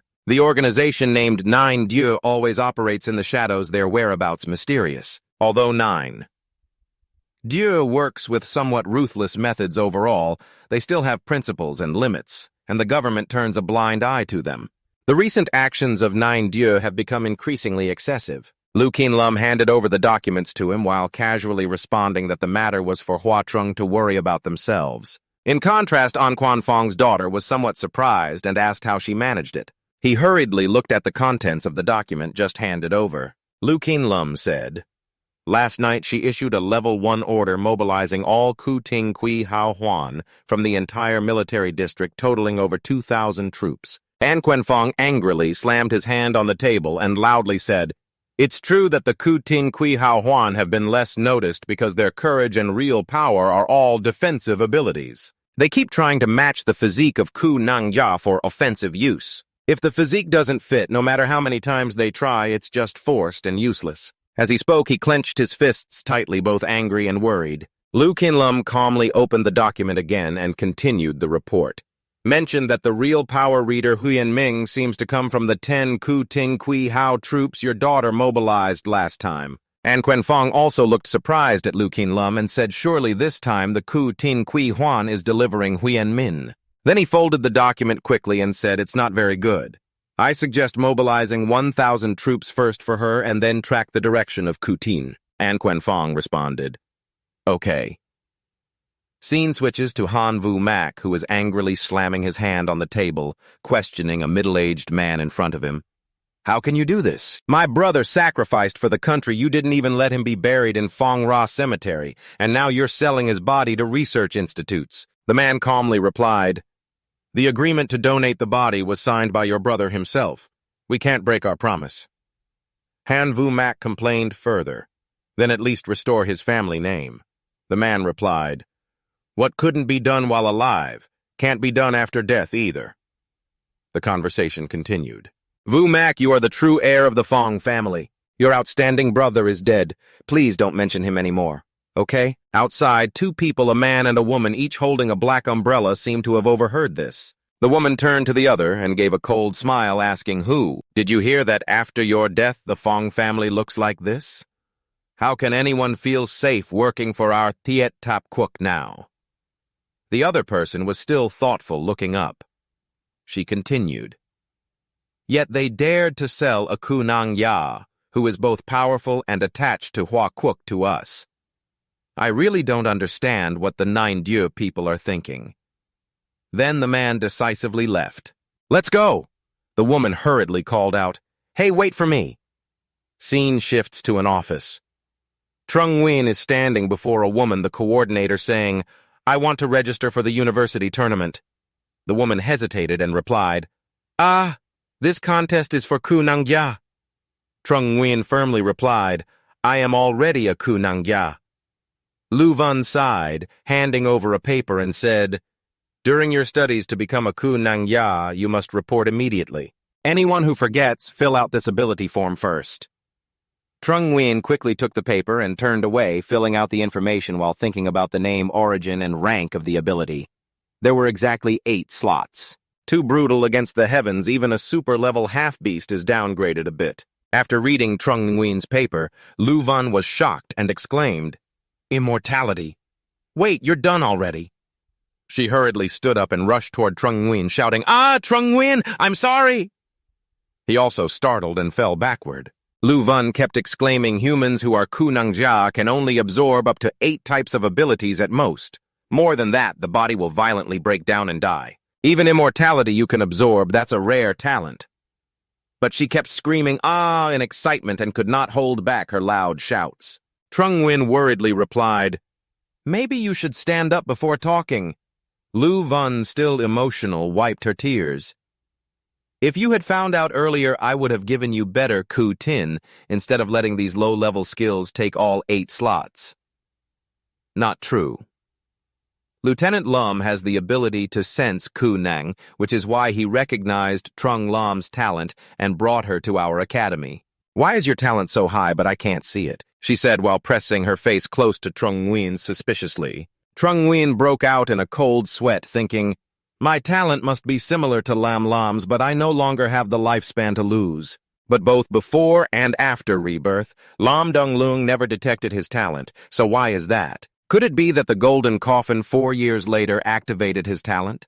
But Lum Dong Lung couldn't detect its power. To find out the truth, we should try to see that golden coffin when we get the chance. Trung Nguyen looked thoughtful, then bowed and said to Lu Vun, Director, what's done is done, talking more is useless.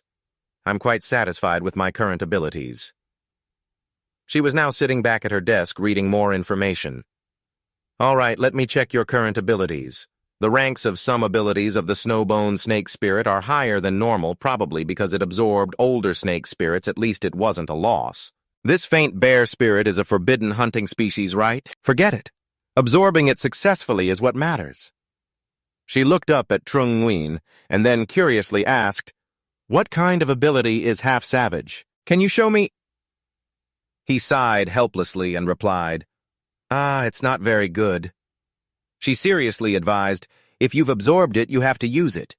Don't underestimate it just because of its name. Then Trung Nguyen activated the super-level half-savage ability, smiling with eyes narrowed at Lu Vun. Suddenly a crow flew over his head. Lu Vun asked confusedly, Have you activated it yet? Trung Nguyen said with a round mouth calmly, Director, you've been hit. Really hit. She widened her eyes, thinking, Why don't I feel anything at all? Then Lu Vun looked down elsewhere and reassured herself. I've never cared much about this boy. How can I keep criticizing him? If the ability is useless, so be it, but I should still compensate the boy more. Trung Nguyen was still standing there, dumbfounded. Then she typed enthusiastically while saying, Trung Nguyen, what's your family's annual income? He was wide-eyed and confused at Lu Vun's expression. Lu Vun focused back typing and saying, Forget it, just report it as 50,000 so you can apply for the top scholarship. There's also a nutrition program for teenagers that gives 4 bottles of milk per day. Sign you up for that too. With your achievements, you should be able to get the scholarship and officially transfer to the special class. Trung Nguyen panicked, thinking, the goal is clear and he's been hit, but he still doesn't realize how terrifying the super-level half-savage ability is. Then Lu Vun read more info and continued, Rare to have a level 4 Phoenix reincarnation, you should try it a bit. Trung Nguyen replied, "Ah, I'm not injured now." She said, "Use your hair." She cut 1 centimeter of his hair and activated the ability. Immediately, the nearby hairs started growing at level 1 Phoenix, probably about 10 centimeters long. Without further words, she decisively cut a tuft of his hair with scissors and told him to activate it. Trung Nguyen quickly clasped his hands together and said, "Rebirth." His hair rapidly grew down over his face. Trung Nguyen still naively asked, "Can I get paid for the haircut?" Meanwhile, Lu Vun was stunned and speechless. After a while, Trung Nguyen left the room and closed the door, stretching while thinking, "The weakened state seems to only weaken my mind and body. It doesn't affect the effectiveness of rebirth." Suddenly, he bumped into someone who just arrived, causing him to fall backward. Trung Nguyen fell to the ground, still radiating the half-savage's charm power, and rubbed his head, saying, "Sorry, I wasn't paying attention." The guy he bumped into stood there dumbfounded, thinking, he wasn't the one pushed down, so why is he apologizing? I should be the one apologizing. Trung Nguyen tried to look up. The uniform showed this person was from another school. The newly arrived guy was struck by a cute arrow to the heart. Pink heart shapes floated around him as he imagined, "Wait, what just happened here? I just bumped into a high school girl. Isn't this like meeting fate in a comic?" Watching Trung Nguyen scratch his head gracefully, he thought, "Long, straight black hair, pure and petite. Definitely my type. Though the voice is a bit rough, she must be a girl." Since the male and female uniforms of Thanon Academy are the same, it's hard to tell the gender, so better ask first. Then he raised his hand gently, asking, "What's your name, classmate?" Trung Nguyen couldn't help but feel speechless, thinking, "I've already apologized, yet he still clings on asking for my name. Can't provoke him, better run." After resting, he quickly teleported away, leaving a cloud of dust behind, which surprised the young man and stirred a bit of regret. "Forget it, better handle the main task first, then ask my sister to help find someone later." After that, he raised his hand and knocked on the door. Hearing this, the boy immediately opened the door and went inside. Upon entering, the young man stood respectfully before Lu Vun and introduced himself. "Hello, Director Lu. I am the Student Council President of Hoa Long Quang Tien Sok School. Today I come to discuss the competition between our two schools." She responded cheerfully, "Welcome, please have a seat." After a moment, Lu Vun poured tea and asked, "The annual competition between the two schools is usually organized by each student council themselves, so why do you need a director like me?" Quang Tien Sok quickly explained, "Every year it's the same old faces competing back and forth. Having the competition again holds no real meaning. This year it's Thanon's turn to compete against Hoa Lang. We hope you can give the freshmen a little chance. We only send freshmen to challenge." Lu Vun sipped her tea thoughtfully, recalling last year and the year before the Hoa Lang representatives were defeated by the trio Fong Kin Thuong Quan Yi and To Uyen Wan. No wonder they didn't want to negotiate with the student council this year, deliberately limiting freshman participation. Seems Hoa Lang recruited very strong freshmen this year, she calculated inwardly. Then she replied, "I agree with you, but the competition schedule is decided by our side." Quang Tien Sok quickly responded, "No problem." Looking at the boy, Lu Vun knew the Hoa Lang students generally came from noble families and were clearly more skilled than Thanon. Having the freshmen experience some setbacks would be beneficial. Trung Nguyen's combat power is too strong. If he leaves, he won't be able to train. Should we inform others or take advantage of the boy's absence to announce this to the students? In front of some shop, Trung Nguyen sat inside preparing for a haircut. He reminded the barber, "Boss, please give me a buzz cut." The barber replied, "I'm a stylist, not a disfigurement artist." Trung Lam angrily exhaled smoke and said, "My brother wants to become ugly, so please, Master Tony, give him a style that turns heads and captivates thousands." The barber solemnly answered, "Mission guaranteed." The girl cheered, announcing great success, still missing a bit of soul. Trung Nguyen appeared with neatly trimmed long hair and androgynous beauty. Trung Lam gleefully grabbed his hair into 2 ponytails, causing the barber to panic. Trung Nguyen cried out, Lam, just tie one side into a ponytail." Trung Lam then used a hurt expression and said, "When you were little, you used to tie my hair like this, and you said 2 ponytails were the hairstyle of the strong. You lied." Trung Nguyen forced a smile and looked away, then patted her head, saying, "Lam Lam, you're grown now.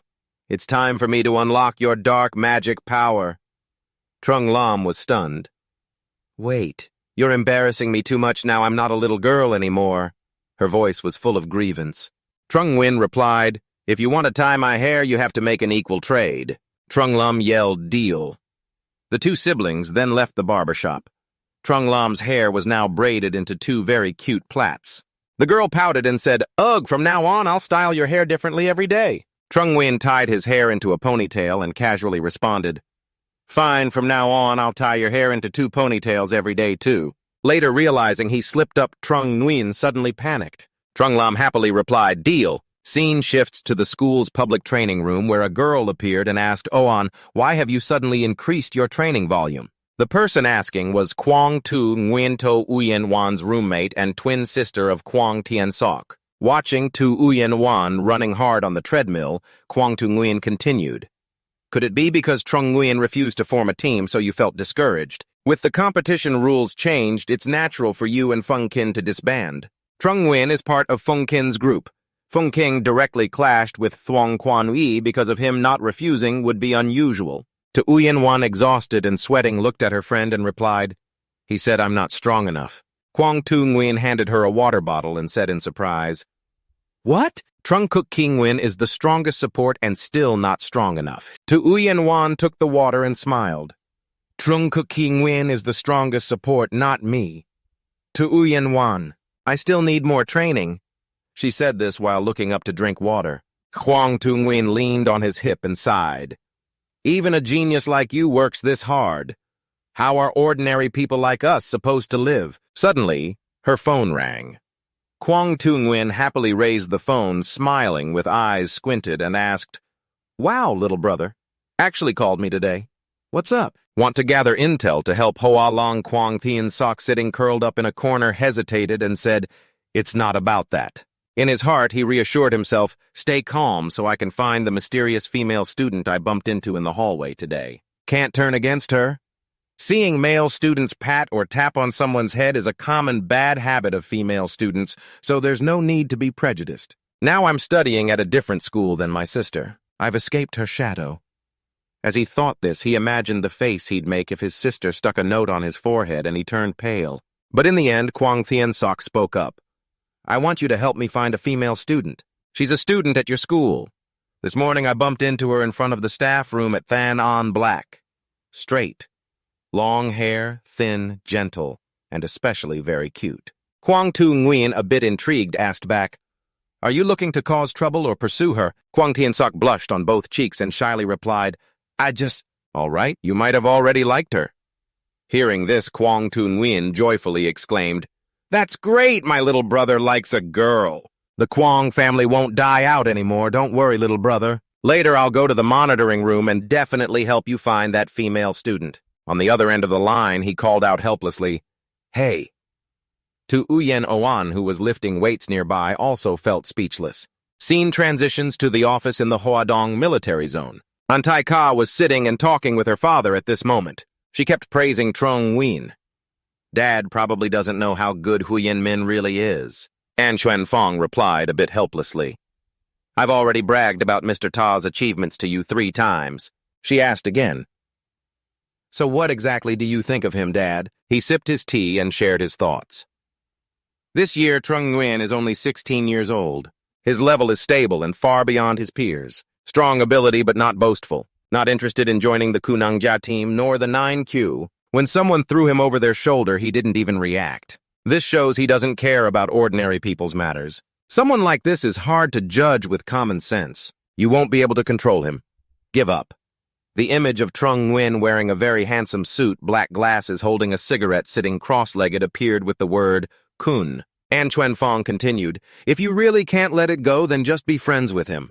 Tai Ka stood up angrily and left. "Humph. I'm not talking to you anymore, Dad."